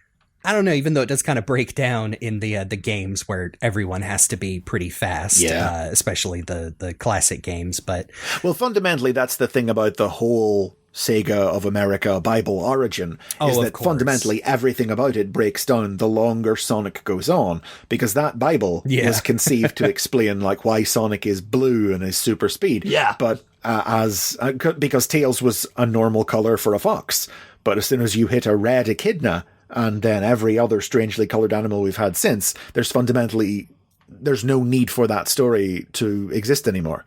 That's a story that exists only in that moment in time, would only ever have been told in that moment in time.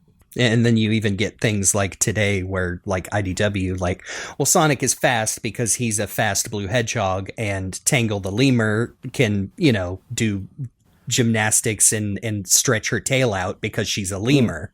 It's like, well, they're just funny animals who have talents based on their real world. I mean, that's the fact that gets lost with time. Why do Sonic characters all curl up into balls? Because that's what hedgehogs do. Yeah. Why does Sonic, why can he burrow through the... Because that's what hedgehogs do. That's the whole point of it. And and then suddenly a fox was doing it in Sonic 2, and the whole idea of it has been lost ever since. Yeah, which, I love in the Sonic episode of OKKO, Let's Be Heroes, actually explains that the spin attack is a learnable skill that Sonic can teach you. The single best Sonic cartoon ever. The OKKO episode. No arguments here. No arguments here. Because it was written by people who were alive in the 90s and actually understand the Sonic and his character relationships and his attitude and everything. And after that came out, everyone was all like, I can't believe they wrote Sonic so out of character. I can't believe he'd be so mean. It's like, you just want to conk people's heads together. I'd love Sonic determines, that I keep forgetting this squirrel kid's name. Sorry. Yeah, well, his name is Tufty, because that is the name of a very famous squirrel in the UK. Tufty was a road safety mascot.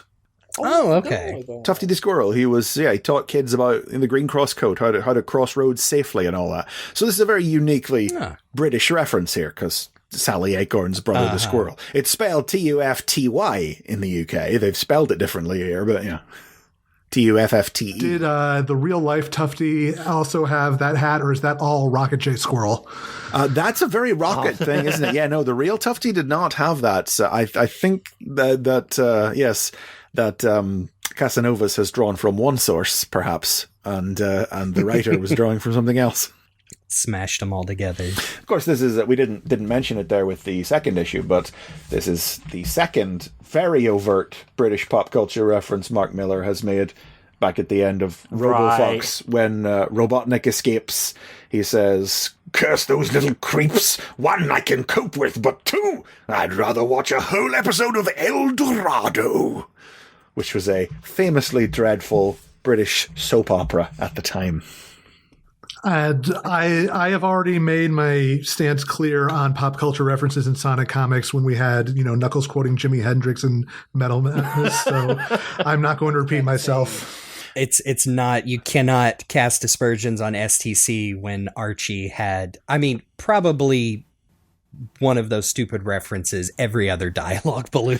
Yes, Archie went a lot harder on them, and to my memory, tended to make references like in non-comedic situations as well. Whenever you see them in STC, oh, absolutely, it's because we're making the reference as the punchline of a joke or something. STC always had its tongue in its cheek, even at the best of times, though. It maintained, even in its serious stories, there's an unreality, a flippancy to STC where you could make a joke like that and it wouldn't get in the way of what you were doing in the story. Whereas Archie was so po-faced for a lot of it that jokes, the later era of Archie I'm talking about here, obviously the pre the latter day gospel, but post Endgame saying, going through, that the Panders years, come on, what are we talking about here? There was a weird tonal dissonance with jokes like that in Archie. Yeah, and I feel like for every, Mr. Blobnik you have in STC, you've got, a Wolf Urkel and a Spawn Mower and like 4 other dumb jokes in Archie. Or Sonic just straight up referencing the Pokemon craze going on. I was just looking that up. Bring that up, man. Oh boy. It is what it is. Love these panels of Sonic zipping through these zones past this adorable little completely different rabbit and mouse, and then these 2 birds who just stop to say how cool Sonic is. Yeah, dude! What an attitude! Look at him go! I love him so much. You should too, kids. But I mean, absolutely, that worked on me as a kid. Like, that kind of stuff. Like, yeah, he is. Kind of the marketing here, though. Like, calling him a hedgehog with attitude is like a big thing here. And various things I owned as a kid, so you got to hammer that home. Yep. I did not remember Sonic does straight up hop through this big warp ring. Like from the games. Yeah. And this is the wrong kind of like from the games. Yeah, it's not okay. Again, not as bad as Archie, who would then draw in like a full-size Genesis pad, and the editor would go, "Hey kids, press the buttons and help Sonic Practice your Genesis skills." Don't patronize me. I'll have you know, sir, I'm a full-grown man reading this Sonic the Hedgehog. Don't you patronize me. But I like how they incorporate it into the story, because Sonic's like, uh-oh, didn't mean to do that, and actually slows him down going through this special zone. Between Archie and SCC, 2 different interpretations of like the portable roving, for lack of a better word, roboticizer to turn guys into Badniks. Yeah, Yeah, I like the one in this one. It's horrifying looking. Look at that scary little beak and eye on its head, I guess. I really like that. It's like it's a huge machine, but is trying to be adapted into the same style as these established Badniks. God, they do look great, don't they? Look at all these little Badniks. Oh, absolutely. Even this panel of poor Tufty slamming face first into a wall because the super shoes are too fast. Poor fella. But I used to really like Sonic's whole thing is he's fast, but I mean, he doesn't teleport. So a lot of stories I always appreciated as a kid, because I guess that was just the height of drama to me of what if Sonic isn't fast enough? And so you got poor Tufty is, tears streaking down his face and all the bad guys are zipping in, and then boom, through a wall, Sonic just takes them all out in almost one panel. It's just cool beans. Yeah, that one panel ricochet of bopping Badniks is something they still do to this day, and I love it every time. Oh yeah, you can't beat it. It's just the ultimate expression of Sonic, the physics of Sonic, his whole deal. Bouncing from robot to robot. It's one of the first things you do in the games, is boing off one and boing onto another. And when they come up through the bridge in the Green Hill Zone. Love the little tabby cat with a collar that got in there somehow. Which is topped only by the next story, which we'll get to, of this adorable little blob of a dog just running around. I love it, but we've got one Motobug left that almost lures Sonic under hey, it's the thing from Marble Zone, that big stupid crusher chandelier, but Tufty gets to kind of save the day here. Well, I think Sonic gives it to him. that he got to actually contribute to this story. Yeah, you think if Sonic is the one, Sonic has noticed the Crusher weight falling towards him, so I mean, if Tufty's fast enough to run in there and shove him out of the way, Sonic should really be able to just get out of the way himself. All that you would need to fix that narratively is that Sonic doesn't see the weight. Yeah, which I think they might do something they might do later, because some really good moments for Sonic, especially when Tails is around, is Tails will help him do something and he'll go like, I would have gotten out that myself, little buddy, and then in a thought bubble he'd be like, woo, good thing Tails is around. Yeah. You know, an insight into Sonic's actual inner life that, like, no, that is the character, that he has to be cool on the outside, but he does actually care about his friends, because of course he does. That's what a person does. As I say, it's difficult to make people understand that this is what cool meant then. But yes, we get a heartwarming reunion with poor Tails, who's just been consoling Sally this whole time, and Sonic yanks those power boots off of Tufty. And again, remind you that they only work for him because there's only one Sonic the Hedgehog. As he dangles him upside down by his ankles. He's not, and again, that's part of what we're talking about. He's not being soft on the kid, because the kid did take something that didn't belong with him and got himself in trouble for it. So he's giving him a little shake. It's a very cartoonish, it's very easy to imagine the cartoon version of this, where Sonic lets him go, he goes and crashes on the ground, sits up and laughs, and then everybody laughs, and then we iris out.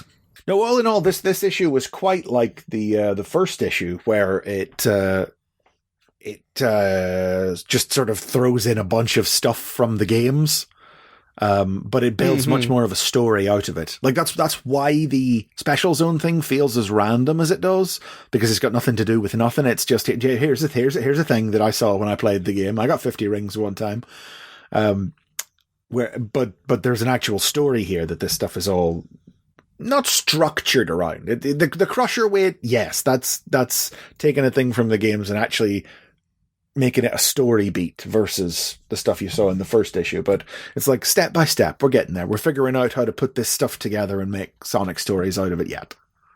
I think this third one in Marble Zone might be my favorite of the bunch, just overall, because I really like this art, and like you said, just because it does feel like a stronger version of what the debut story is going for. But I also don't dislike the last one, just because it's such a unique concept, especially for very early Sonic.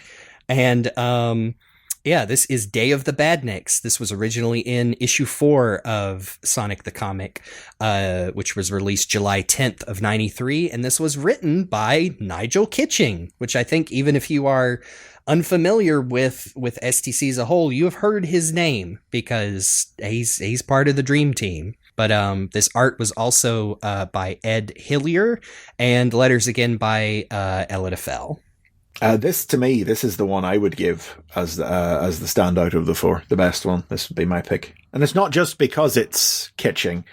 There's ambition here. There's ideas. It's not just about figuring out how to, like, it takes the idea of star posts being the gateway to the Special Zone, and that's one of my favorite things in STC. It's just, because why wouldn't you? Like, if you're going to have those star posts, like, expand on it like that. I love it. So we have this idea that a Badnik version of Sonic is ripping up the star posts. Yes, this is that famous STC version of Metal Sonic I've heard so much about. Yes. Truly, I understand why this has become such an enduring part of the series' legacy. Everything was desperate to get there before Sega was. From Pseudo Sonic in Adventures, and then they literally adapted that episode into the Archie comic, to this story. Everything, because it's an obvious thing. Yeah.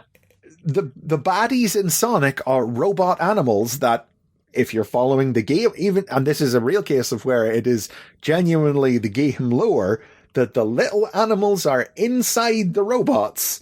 Why wouldn't you obviously a robot version of Sonic that tries to catch Sonic and put him in him is the most logical idea in the world to come up with next. Like even Sega didn't go that far with it because they have some imaginary distinction they draw between the animals that are the heroes of the games and the animals that live in, that are captured and put inside the robots. They literally put a robot Sonic in the second game.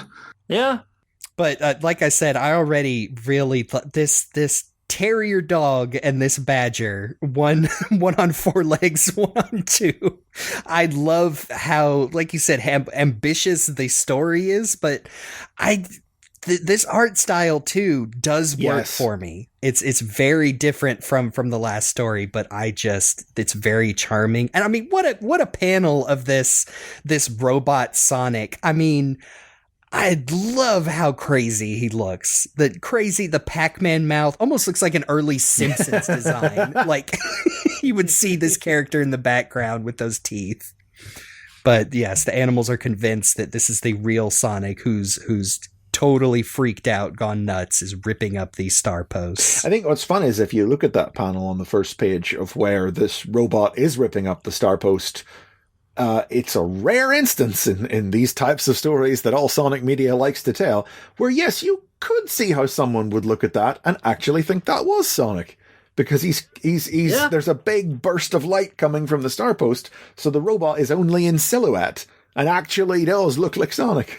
Ironically, it looks from the back, it almost looks identical to the Sega Saturn Sonic model that would show up in a few years. Yeah. Oh, yeah. The spiky little Sonic R Sonic. As much as we love Metal Sonic and Metallics in this series, and he has an incredible design, I don't think it was ever meant to be designed to be, oh, we could mistake this guy for Sonic. No, he's meant to be like the soulless robotic version of what Sonic's supposed to be. Yeah. So, but this is a Sonic that you could mistake for Sonic. I quite like him. Sonic has to, meanwhile, cool off his disgustingly hot and smelly feet in the river. Recurring factor to this episode. It's just too easy. I love the little panel of Tails with his tongue sticking out, like because he's tired from keeping up with Sonic. No, she's like, ugh, Sonic foot smell. Ew. Now you're talking about Ed Hillier though, like he's just a good cartoonist, you know. Again, he doesn't draw great versions of Sonic the Hedgehog characters, but he's a good comics artist. Like look at that panel there of Sonic speeding across the landscape on the top of that page with look at the way the trees and bushes are whipped in his speed stream, or they with Tails jumping off the cliff after Sonic and just falling down past him as Sonic springs back. Just there's a great kineticism, a real great like momentum to the art. I even like the liberties they've kind of taken with some of Tails' design just to make it look more I guess like a funny little cartoon character, like how his Tails' shoes almost look more like like more soft fabric-y, and how they're kind of exaggerated in the the panel where he's falling, and it's just good comic art that still is recognizably Sonic. Like even the next page, which is we're back to our little animal friends getting put into their robots. Like as funky as they are, those are still identifiably Badniks in my mind. Yeah, they're identifiably a dog and a badger Badnik. That's what's... Yes. I love it. Yeah, this little Cerberus dog, and yes, this mecha badger with the tiny arms on wheels. It's really charming. I love it. I love the tentacles that come out and pull them in. That was kind of scary to me as a child for some reason. And that's a piece of iconography that would carry on. Whenever anything captures an organic Badnik, it is they pull them inside. Yeah, baby's first Geiger. I even love the first panel on that where you see the badger and the dog are coming from, like, it looks like the sun is setting in the background, and they're walking into like the scary forest, and it's just good stuff. Like you said, just solid, good art regardless. Ruff and Stripes are the name of this dog and badger, incidentally. Oh, that's right. I love being able to see Stripes in the little like prison cell within the Badger Badnik. Like, yeah, Bumper, that's where you belong. Come on, Diddy Kong Racing fans out there. I think we get one more Sonic talking really fast as he jumps towards the robot Sonic going, "Stay there, kid, keep out of my way," before absolutely getting he gets the badang kicked out of him. Sorry, that next panel though, Tails. I love that little image of Tails. Oh, it's so cute. Yeah, he's doing a little ooh face, but the little tail, the way the tails wrap around himself. I love that they have this big Sonic robot literally turn into a giant spike ball. Because like that's a great way of having, your robot Sonic, emulate the spin dash or whatever. Yeah. You can really imagine the video game boss fight where with an attack pattern that works like this. Also, he's quite scary, I gotta say. the panel where Tails is scrambling up the column there, and Sonic is the robot is in shadow. That is quite intimidating. I do think the mouth does a lot of the heavy lifting. Yeah. Well, Hillier would later do the Sonic the Human strip. Which is one that you see get a bit of a beating online because people just post the cover and the one panel from the end of the strip where Sonic breaks out of the illusion, and that's it. And don't read the strip, which is a fantastic 7-page horror comic for kids. I'm not joking. This strip literally came up not less than a week ago in another server I was in. And I had to, provide additional context. Well done. It's a classic, I don't even want to say like Twilight Zone, but yeah, like you said, specifically playing into like the horror of it all. And I remember after, again, seeing that cover out of context for years when I finally got to that story, probably following along with Sonic the Comic, the podcast, and coming away with like, wait, this is really good? Good. What's everybody's freaking problem? They haven't read it. It's a little British house, there's a little British village, and I was like, hey, I could live there. But it also did ruin eggs for me for a while. When his evil mother is feeding him that little horrible green egg. Bubbling. Have you ever seen the humanized design for Tails from Sonic the Comic? Look at the state of it. And I'm like, no, you don't. You don't get it, you children. You don't understand. Yeah. You don't understand that Tails was Penfold back then. That's more or less what he looked like. Unfortunately, Tails tries to, at the last second, rescue Sonic here. And, oops, he just bumps into Sonic and kind of ruins the whole thing. God, Tails' shoes really are really big. Sorry. Yeah, see? These are clown shoes. Very appropriate for Tails. Yeah, or like Christmas elf shoes, or like I'm thinking of like Disney's Robin Hood, the like sock shoes that just became shorthand for that kind of thing. And Tails, a lovable little pixel brain. They just call him that here for the first time. First pixel brain. Nigel Kitching is as they're 69ing in that one panel. Just like they'd go on to in Sonic 4 episode 2. That's their main attack. Move. Oh boy. Sonic is trapped in his robot double. The organic battery has been installed, and assume that brings him up to full power. I don't think I realized until looking back at it right now that that's Sonic's tail sticking out of the chest right there. Okay, I wasn't sure either. That's... Oh, yeah, you're right. Yeah, just poking out of the chest slot. Yeah. I guess these models, you have to leave an air bit or a bit for the air to come through, or your organic batteries just suffocate and die. Yeah, that's interesting. This outfit Robotnik's got, this kind of threw me for a loop because I forgot. I was not sure what was really going on. Random and weird. Yeah. Because it's a robot suit, but also he's got his a different cape and a big top hat. Yeah. Like...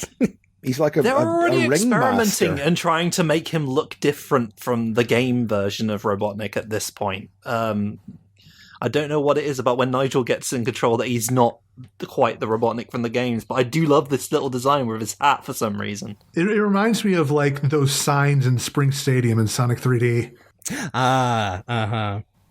I do like how they do play with the design where after Robotnik spills his plan, Sonic in the robot grabs his cape and all of a sudden his big toothy smile goes away and he looks like a I would say they're like a Wimpy from Popeye or like an Asterix Obelisk character where he's just got a tiny little mouth on that round head. But man, I just can't get over how the design of this Sonic robot that they keep consistent between panels with all the little knobs and the smile and when he's yanking on Robotnik's mustache. I'm just incredibly charmed by what I would assume an uncultured critic would say is weird looking and bad. Just want to flag up a couple of things, by the way, in a previous panel is when all the Badniks are going after Tails. 2 notes. One, there's Splats. You might recognize him as the prototype Sonic Badnik from the early version.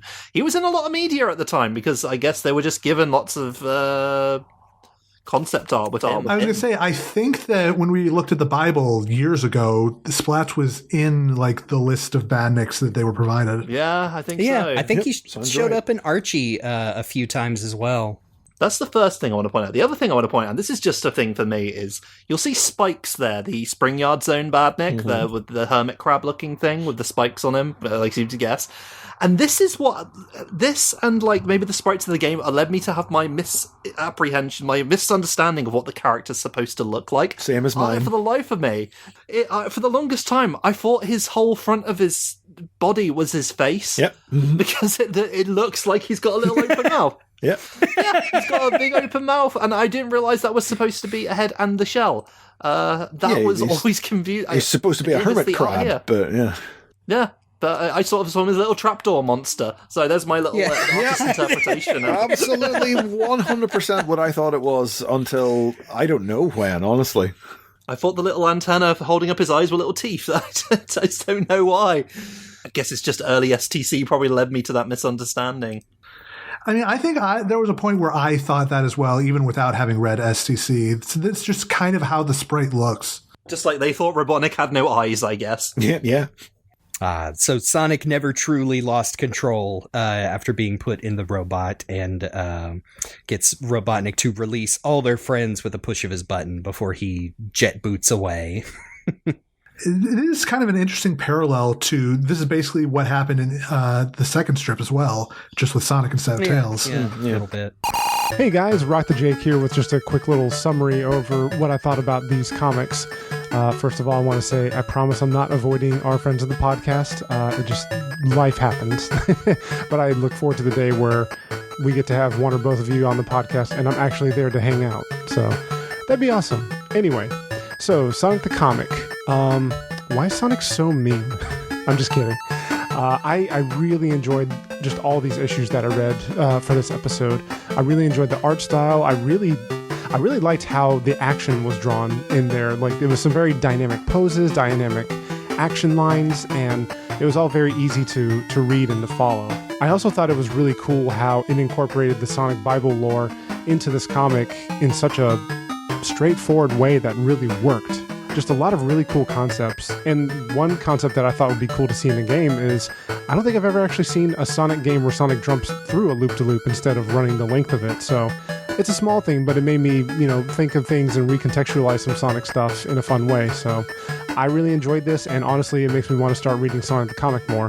So thank you. Back to you guys. But, I think despite, like you said, reusing, we're not exactly expanding our stories out yet. I mean, I think this all does a great job establishing this, I've been trying to avoid saying Sonic's world this whole time, but I mean, that's what it is doing. And, I really like these strips, despite meeting them again. The context of when they came out, how this was probably the first time all of these artists had to draw a Sonic the Hedgehog and friends. But I just find them very charming and easier to go back to compared to the Archie comics I grew up on. Yeah, they're certainly no more representative of what people love about STC than the first 4 issues of Archie, the original miniseries, are representative of what people came to like about Archie. I do feel like STC got to grips with what they wanted to do a lot sooner than Archie. I mean, you simply look at this 4th issue where Nigel Kitching has come on to write his first issue, and he's come on with ideas for beyond this issue. The idea here being that Robotnik is having this Sonic robot uproot all the star posts because he's turning the special zone into his new base of operations and doesn't want anyone else to be able to get in there. So he's taken all the star posts away. And it's like, so Kitching has immediately come on with a thought to taking an idea from the games and growing it outwards to do something new with it. And that is what would characterize the world of STC going forward versus Archie having not doing that, just making stuff up. Which is why I think, for me anyway, like when the STC starts introducing, like Captain Plunder and, even maybe some characters that, weren't as well received, like Barf, I still think that they fit they fit better than things Archie would do. Well, Captain Plunder is introduced with the idea that this is a gang of pirates who live in the Mystic Caves. Because, it's a cave. Exactly. Who hangs out in a cave by the ocean? Pirates. Versus Go from there. What was it? All the freedom fighters that were just sea creatures, like, because that's a joke. 40 Fathoms freedom fighters. Good God. Why do I remember that? You want to see more adventures of the 40 Fathom freedom fighters? Please write in. Please write in. Can't believe they do the 40 Fathoms freedom fighters anymore. I can put them in the game, Sega. STC's got jokes too with Captain Plunder and whatnot, and in fact, and Barf especially. But yes, like STC seemed from the beginning to, like we've already discussed, like how do we write a story with this video game character that has very little story to do with it without completely reinventing it into something else like the American cartoons and comics did, and then had an identity crisis when all that source material went away and decided, time to get into Star Trek and furry soap opera stuff to keep this comic going versus STC. It does make me wonder sometimes if, had it kept going, would STC have gone through a similar kind of identity crisis where all of the backstory they've been building things on is no longer applicable. You look back at the Sonic Adventure adaptation and it diverges significantly from the game it's ostensibly supposed to be adapting, to the point where I'm like, I probably would have preferred it if they had stripped out all of the adventure elements, made it an original story with a Dracon and merging with Megatox instead of Chaos, and had that as the quote unquote finale, and then ended it on the cliffhanger of Chaos showing up. It's like a little water thing as a to be continued, the adventure continues sort of thing, and just let STC live on as this quote unquote ended arc that no longer has to worry about interfering with what Sega want to do with their own plot lines. I've always said, and obviously this is something we'll talk more about in detail a year from now on Sonic the Comic, the podcast, but I've always said that STC had to end when it did. Because if it had to go on, it just wouldn't. Right up until Sonic Adventure, you could still, even though you were starting to get on the internet, and the internet existed now, and suddenly you were starting your perspective of what Sonic was had started to broaden, as you can see from Dave's talk and in the diary and on our episodes about how at that point in time he discovered Sega Sonic and how the Japanese version was the true Sonic and all that. There was still that base level of parity with the games, even though the games had run out. You're talking about having an identity crisis when you run out of source material. STC got very close to it. Its 5th year is when it runs out of games, and it uses Sonic 3D, Flicky's Island, to introduce Nigel Kitching's original characters, the Dracon Empire, who are themselves rooted in an earlier strip that came from the idea of the aquatic ruin zone. So it's like with Captain Plunder and like with other things, these ideas are grandfathered into the world of the comic by anchoring them in concepts that come from the game. But the longer STC goes on, and as it moves into its 5th and 6th year, it doesn't even have that anymore. And it does start to get very archy. And at the last minute, it's able to pull it back with Sonic Adventure. But yeah, like you say, it's a fundamentally compromised version of Sonic Adventure that has to be changed in that way to fit into the world of STC. I mean, part of it is also because Nigel Kitching did not have that game to play like he did with all the other games he adapted and was relying on fans online to send him information about the plot. I know this to be true, but we'll talk about it, I guess, when the time comes on the podcast itself, since Dave was one of those fans.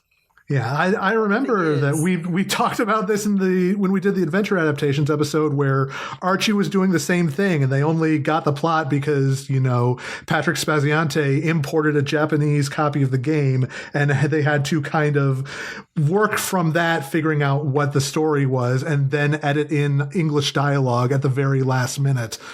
And it's technically closer, but it's a mess because of it. It's worse. There are STC's one is a story. Well, that's it. Because I mean, STC's one is a story, but it's a story that owes. It's about a water monster trying to steal the emeralds, and they get the echidna stuff in there. But that's about like.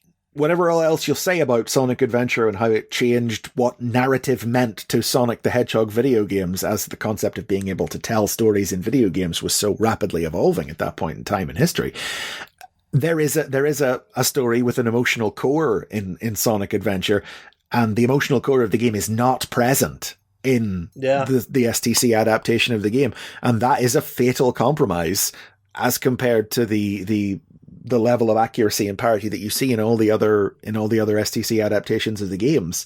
It's why I've always said it had to stop there, because you lost that feeling that, say the quote again, you were playing the game of the comic and reading the comic of the game, and that simply wasn't possible to preserve going forward. And it's why I've always felt it had to stop where it did. And it's lucky in the way that it worked out that way that it did. There will always be a part of me. I completely agree with you. And I do like that last STC arc. Even if, like we've said, if they stripped all of the Sonic Adventure elements out, it would still be a solid story. But there will be a part of me that does wish, man, how would... And I know there's been fan continuations online, but how would Sonic the Comic have handled Shadow the Hedgehog? I mean, and you do have to just read some of those fan continuations, STC Online specifically, to see how they did have to, and this is a value neutral statement, but how they had to warp the story of the game to make it fit the world in which it was just fundamentally impossible to reconcile it with. Like that's the funny thing about the live action Sonic movies, where Sonic 3 was the one, like the story of Sonic Adventure 2, the movie universe was well suited to telling that story versus any of the stories from the Mega Drive games, because the whole story of Sonic 3 depended on Sonic existing in a world with humans and a government and a military industrial structure. And so it was possible to adapt that story pretty straight, just cutting out the anime bullet from that story, from Sonic Adventure 2, versus trying to adapt Sonic 3 and 2 sort of into the second Sonic movie, where they produced a fun movie, but it's something quite different from what the game was, versus Sonic 3. Death Egg robot, and that's about it. I mean, I will say this. The biggest loss of not having STC around in modern day is that there are so many other opportunities for Sega Superstar strips that never happened. Can you imagine Steve Dillon drawing a Yakuza strip? Ooh. Or even more people on Earth might know who Billy Hatcher is. A bit more likely than a Steve Dillon drawn Yakuza strip in STC. Yeah.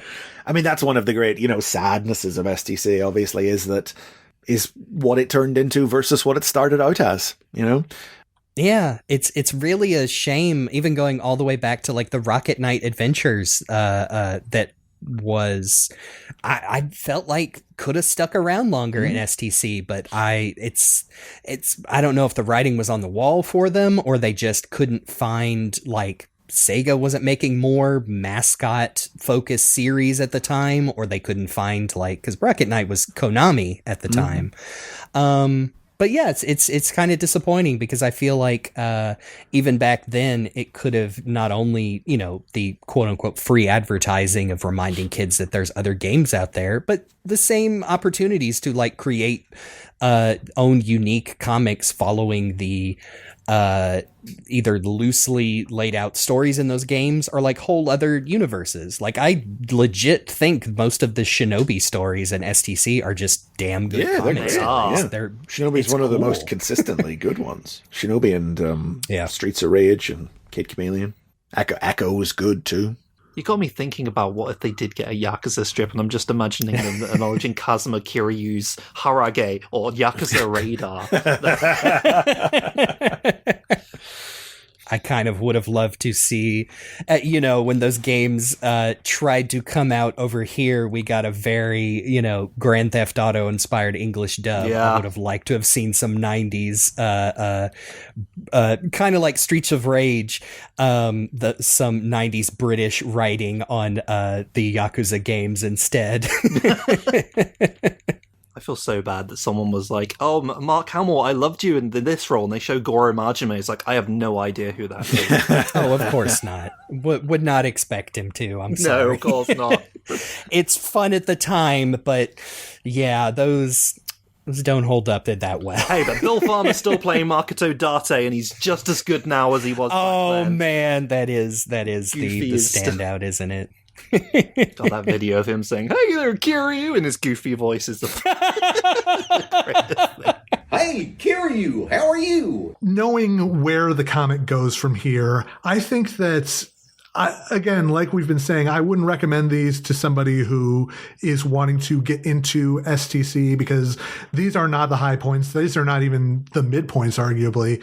But I would say they do, like, for what they had available and, still finding their footing, I think they did a good job of kind of, establishing the base from which the more prevalent creators would kind of build out the comic and create something genuinely great. That's what this set of 4 issues really illustrates. It's that prototypical version of how to tell a Sonic comic these are interesting primarily as like historical artifacts. But I think it's interesting that like if I wanted to show somebody something that said Sonic the comic was good and here's what's unique and cool about it, I could just hand them the second book. Yep, got it right here. It's great. This literally starts off with the Death Egg story, origin of Sonic. Oh man, origin of Sonic into the history rewriting story where Robotnik takes over the planet. Then it finishes with Megatox, and that's just cool, While also doing a thing from the game by having a chemical plant. Yes, a chemical plant and Megamack. The game.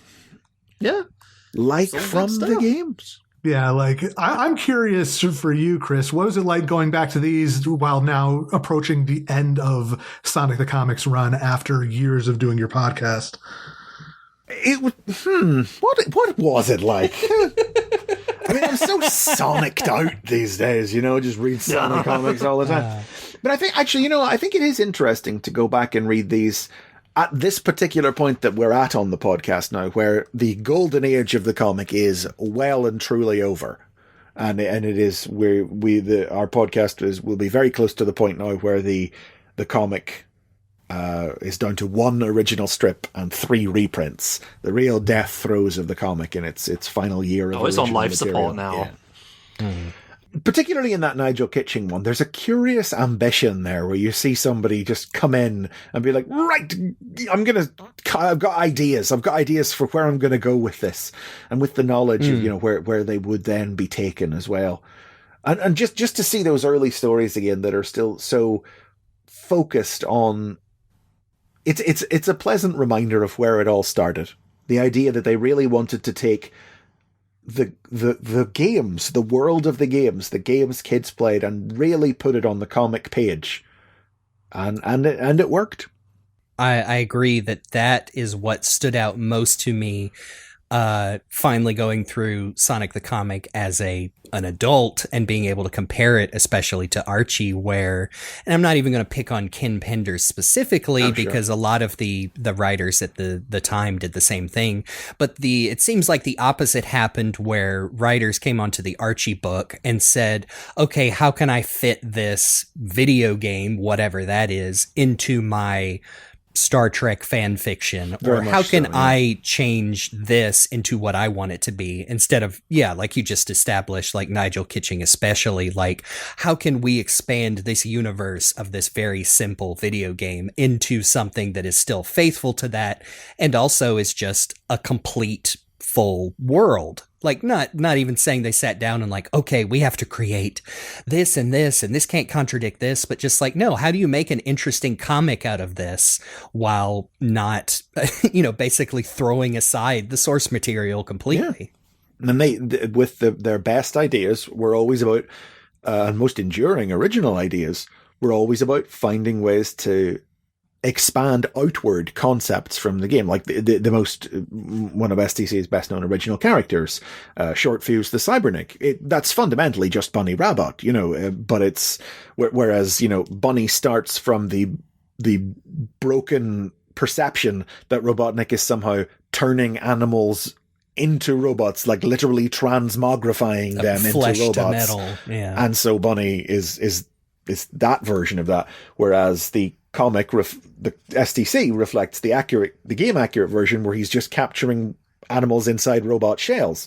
So STC expands that outwards. What happens if an animal gets trapped in a robot but is able to take over the robot shell, but he's stuck inside it and can't get out, and can't simply be released? Yeah. Or even what like the seed is planted in that Kitching strip with the lamppost being linked to the special zone, and then you get the entire, like, how the chaotics are introduced, like they live in the special zone. And also one of the more random choices STC made, to be completely fair, but yeah. And Knack the Weasel is there too. Like, I really like that it's still, it just doesn't feel like, Archie would just do your one-offs, like, oh, this is the official adaptation of Knuckles Chaotix, and it is barely anything like the game, but here are all these characters. Want to see how the story ends? Go and buy the game. Yeah. No, I'd like you to turn the game into a story and adapt it for me, please. Yes, please. Yes, please. Of course, no, that's not to say, that STC wouldn't. You're talking about the Archie comic doing Star Trek and all that. But it's not to say that STC wouldn't take similar approaches. There are certain issues of STC that are just plots from Star Trek. There's a gangster planet. There's an ancient Roman planet. There's one where a great cosmic entity manipulates our heroes, but it's only a child and its parents come and take it away. That sort of stuff.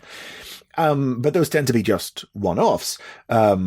But certainly, once you hit the special zone stuff towards the end of the first 100 issues, that's fully just Nigel Kitching and Richard Elson indulging their love for Silver Age Marvel Comics, and the Dracon Empire, which follow then in the hundreds. That's just the Kree Empire from Marvel Comics. It's just the same. It's exactly the same sort of things you're talking about with Archie. They just seem to be a bit better about making it work within the world of Sonic. The special zone stuff was a bit dodgy. Lou Stringer was the one who reduced that down to simply doing parodies of Marvel Comics characters, Insect Guys, Zed Monkeys, Incredible Bulk, and those were rubbish.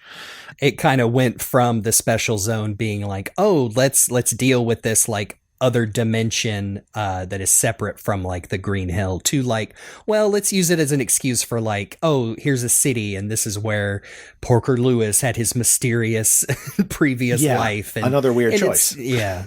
But the Dracon stuff, as I say, that's stuff that, while it has its genesis in their love of Silver Age superhero comics, it's very much grandfathered into the world of Sonic via like dangling plot threads and concepts built outward from the aquatic ruin zone. What was the civilization that used to live in the aquatic ruin zone before it sank beneath the waves, Atlantis like? And Flicky's Island. The Flicky's Island's about Flickies that come through rings from another dimension. Well, what's on the other side of the rings? You know, they make these ideas fit in. The point we're at in the comics now, unfortunately, is kind of like the last big year of the comic before the Sonic Adventure adaptation wraps everything up, is the Shanazar arc, where Sonic is shrunk down to a subatomic, to a planet in a subatomic dimension. And it starts out as just being Arabian Nights nonsense, and then it just keeps on being, well, what fantasy or sci-fi concept are we parodying this issue? And it's not great, because that is the point where they genuinely like are out of anything Sonic-y ideas. Yeah, Sonic and Arabian Nights, the kids will never go for it. No, who ever heard of such a thing? Am I right?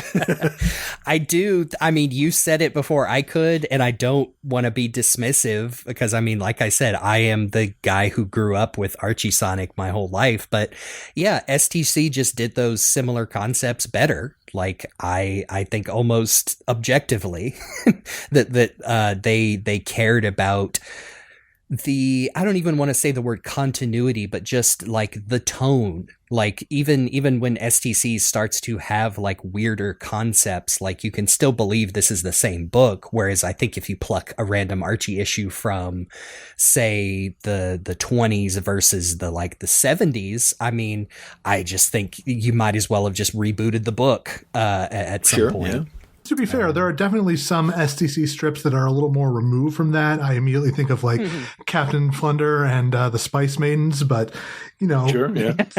But that's over in its own. That's over in the Captain Plunder strip, and that's you know one of the advantages of having separate strips sometimes is that you're able to sort of compartmentalize the storytelling in that way. That's true, but I do think that by and large, you know, STC is more hit than miss in that regard.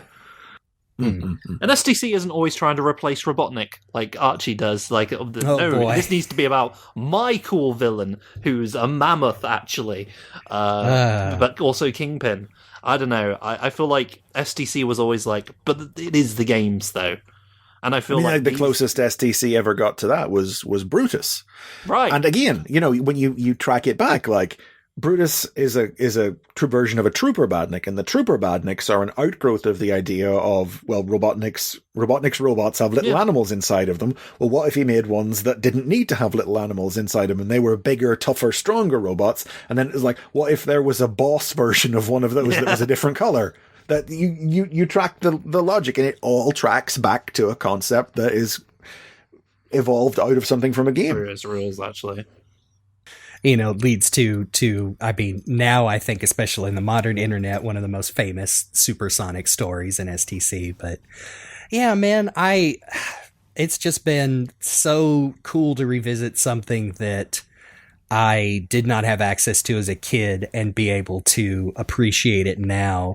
I mean, just especially through the format of Sonic the Comic, the podcast, which like you introduced, is not only just revisiting this Sonic the Hedgehog thing, you know, that guy, we all love him, but yes, the time capsule of growing up in that era of the 90s, and specifically in that part of the world, which I've said it before that one of my favorite parts, like, believe it or not, has been when Dave introduced the diary zone, mostly because, like, despite his, you know, tiny gnome man shenanigans, like, I am so jealous that he has documentation of that part of his life, like, so clear, and he jumps in and out of it, and it's just really interesting, not just because, like, I am an American and so I am learning new things about culture around the world through a Sonic podcast, but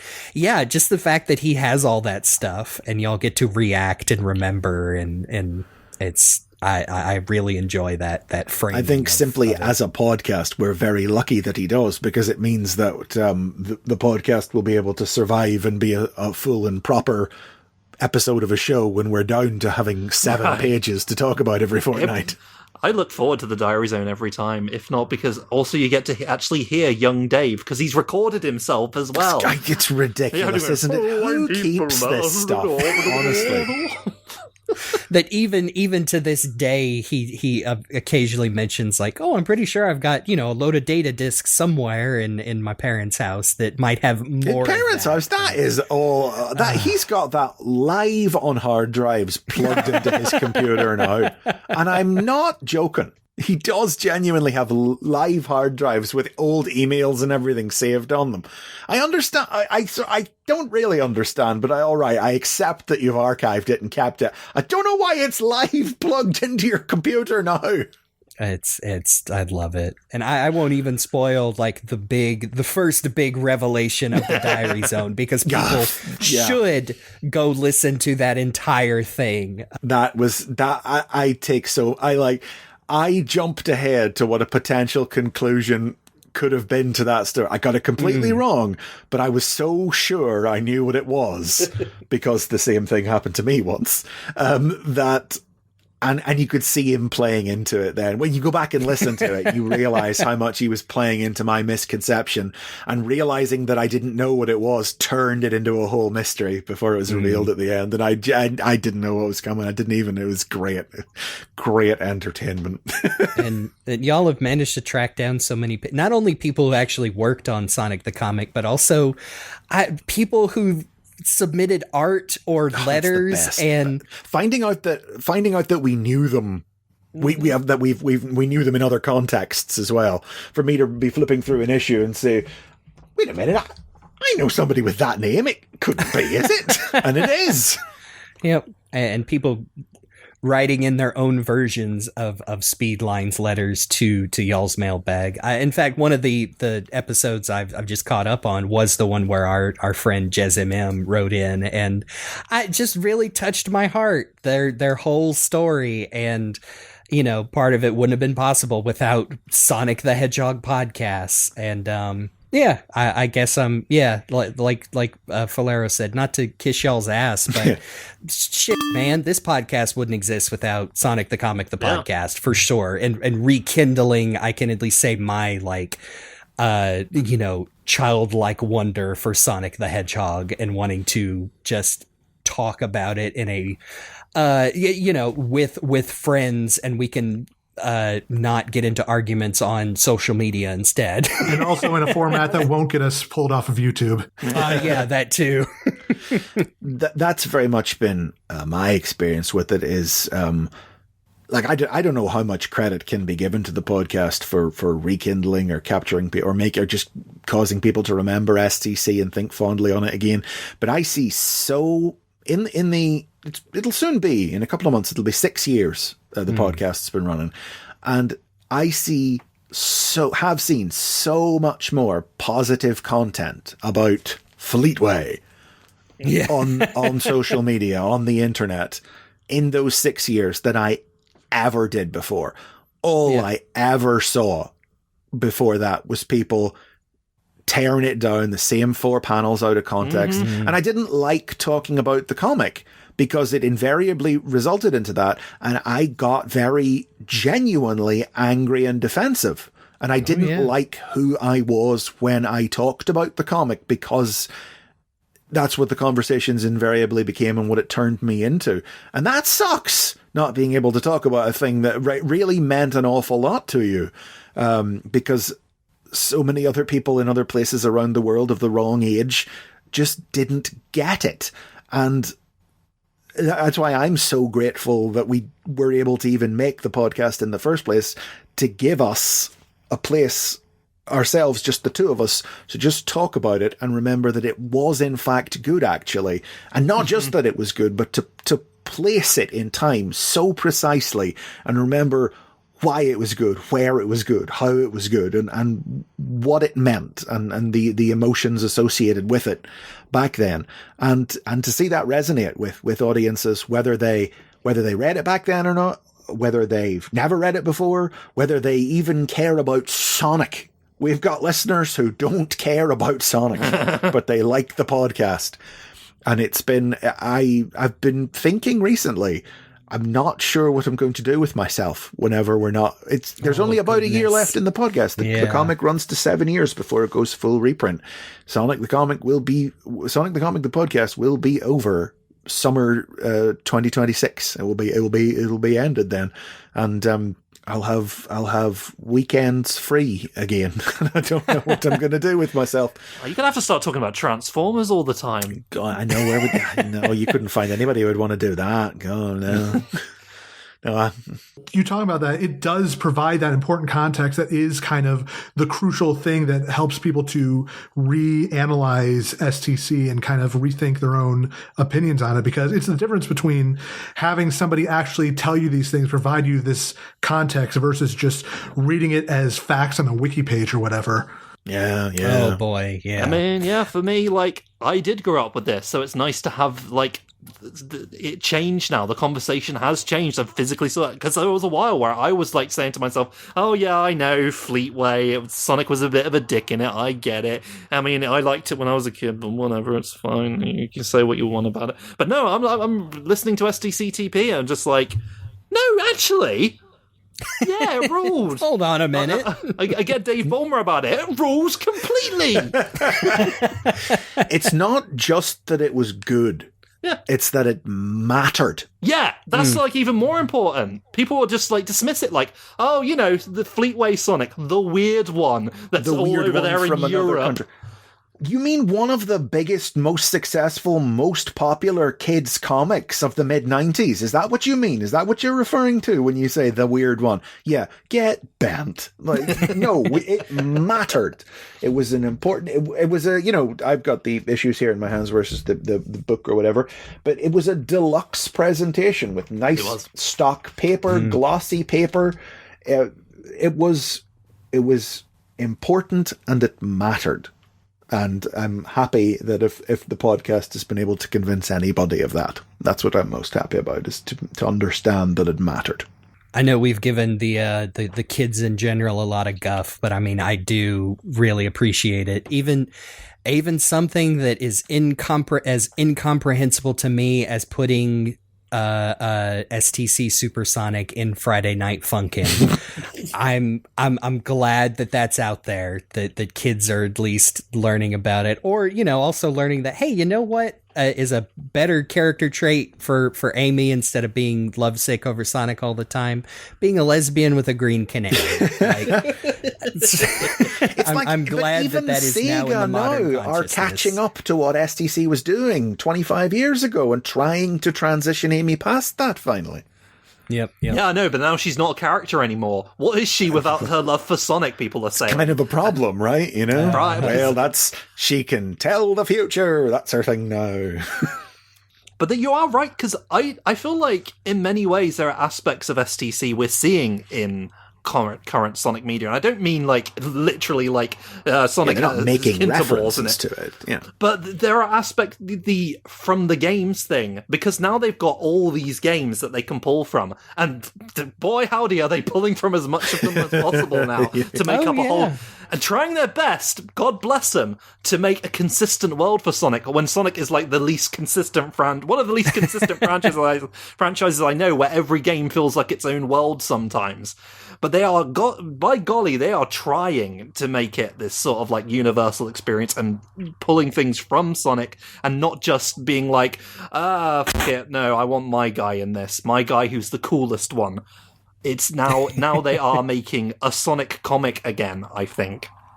Yeah, the star posts in the story we read today, and IDW working in the power cores from Sonic Heroes to actually be like power-ups in universe that feels like cut from the same cloth. Like, you have all this stuff, why not make it fun and like you said, make this world coherent. And plus, Mr. Tinker was, we've sort of theorized, hey, maybe there's a little bit of Kinterball going on there. Oh, absolutely. Absolutely. Does anyone have any other final thoughts before we wind down here? I'm good. Okay. Sonic's a bit of a dick in this one, isn't he? Yeah. I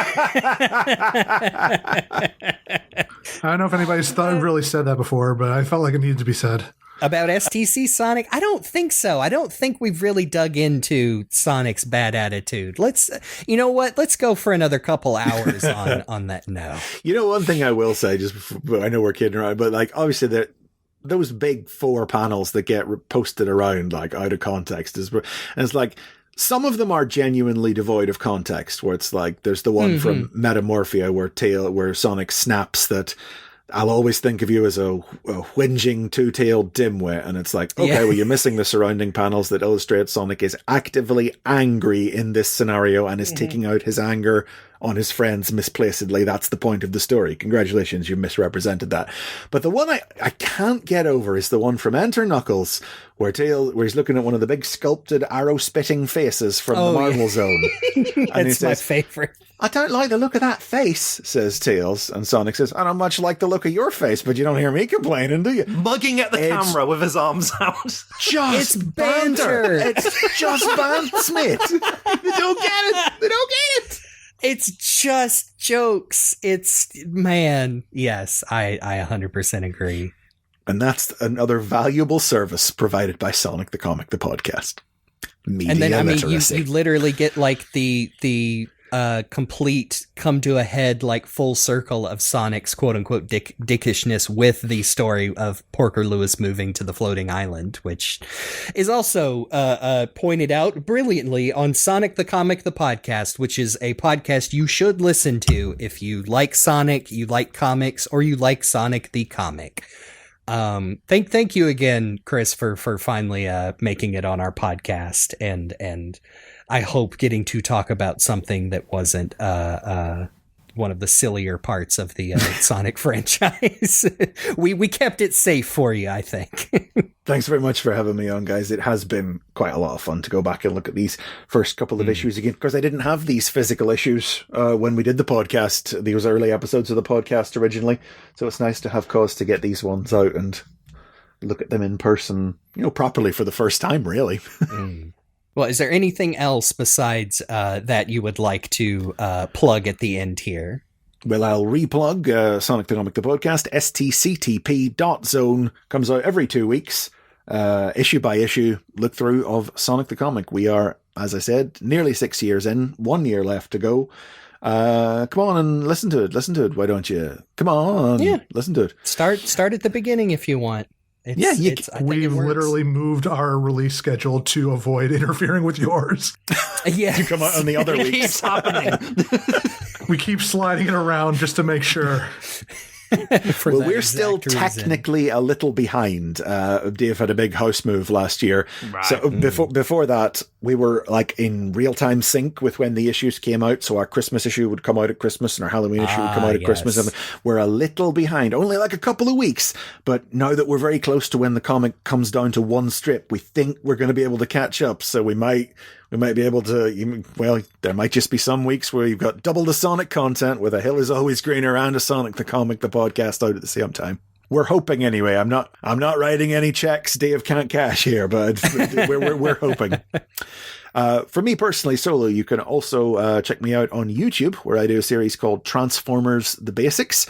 Transformers being my primary fandom, where I break down the 40-year histories of characters and concepts and different series for, in simple terms, for fans of all ages, to help lay out the complex history of Transformers in as simple a way as possible. I've got over 250 episodes of that. I'm very close now to, what year is this? Come this summer, I'll have been at it for 8 years. It is my actual job. It is what I do. So if you have any interest in Transformers, do check that out as well. They've been really invaluable for me, like discovering Transformers is like really getting into the stuff and like being like going into one character and being like, oh, they were in this thing too. Well, maybe I should check that out now. They've been great. Great sort of introduction. And I'm sure you're going to keep doing them until you're inevitably offlined by a cosmically powered star screen. It is not going to lie. Transformers: The Basics has been the single greatest resource I have had when, trying to introduce the franchise to other people and explain my mental illness. Oh, absolutely. I think when we recorded that comic dub a few years ago, the first thing you sent me was multiple Transformers The Basics videos that helped so much being able to understand that. Yeah, back when we did the Beast Wars Uprising dub. Yeah. That was a lot of fun. That just popped back up, and I was like, oh, yeah, man, that was really cool. I got to play a Transformer. There may be a remaster of that dub coming down the pipeline. We'll see. Okay. Well, this has been The Hill is Always Greener, and thank you so much for listening today. Again, thank you to our guest. You can find us on the internet as Sonic F Series or on Blue Sky as Sonic F. You can also find me on Blue Sky as JeremyBaker.actor and around the rest of the internet as GameBuddy, sometimes with a 1, 2, 3. You can find me all across the internet as Faulerro. That's Faulerro. Oh no, Jake isn't here to say he loves that jingle. Oh no, it's ruined. Oh, but we do love that jingle. Yeah, you can find Jake all across the internet at RockTheJake and on Twitch as Mr. RockTheJake, and you can find me in various different places at CyberLink 420. I am in probably most of the same places we're all talking about because we don't care to name names on websites where we can be found these days. At Chris McFeely, my name, all one word. That's Feely. Some people like to stick an extra E in there between the L and the Y, but that ain't how you spell it. You'll find me on there with searing hot takes about Transformers and Sonic.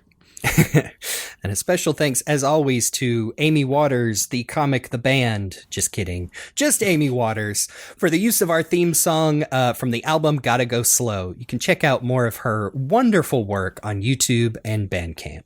And, do all that other social media stuff, subscribe, review, share the show, especially this one. If we somehow get a listener who does not also listen to Sonic the Comic, the podcast, to listen to it, go for it. So please share around. On our next regular scheduled episode, man, speaking of Tracy Yardley, making all of these characters look cohesive, we are going to look at the Sonic Universe arc, Treasure Team Tango. Now, that is the one where Shadow the Hedgehog gets stranded in Blaze's dimension and has to put up with Marine the Raccoon, yes? No, Treasure Team Tango is the one where we have multiple teams all competing for an emerald. So you've got Team Dark, Team Rose, Team Hooligan, and Team Babylon all just going for this thing. Was getting that one mixed up. Oh, I remember that one being really fun. I am looking forward to that. But until then, I've been your host today, GameBuddy. I've been Faulerro. I'm CyberLink. I've been Chris McFeely, and I don't much like the look of your face. What else could it possibly be but that? We have pants here. This has been The Hill is Always Greener, and we'll see you on the other side.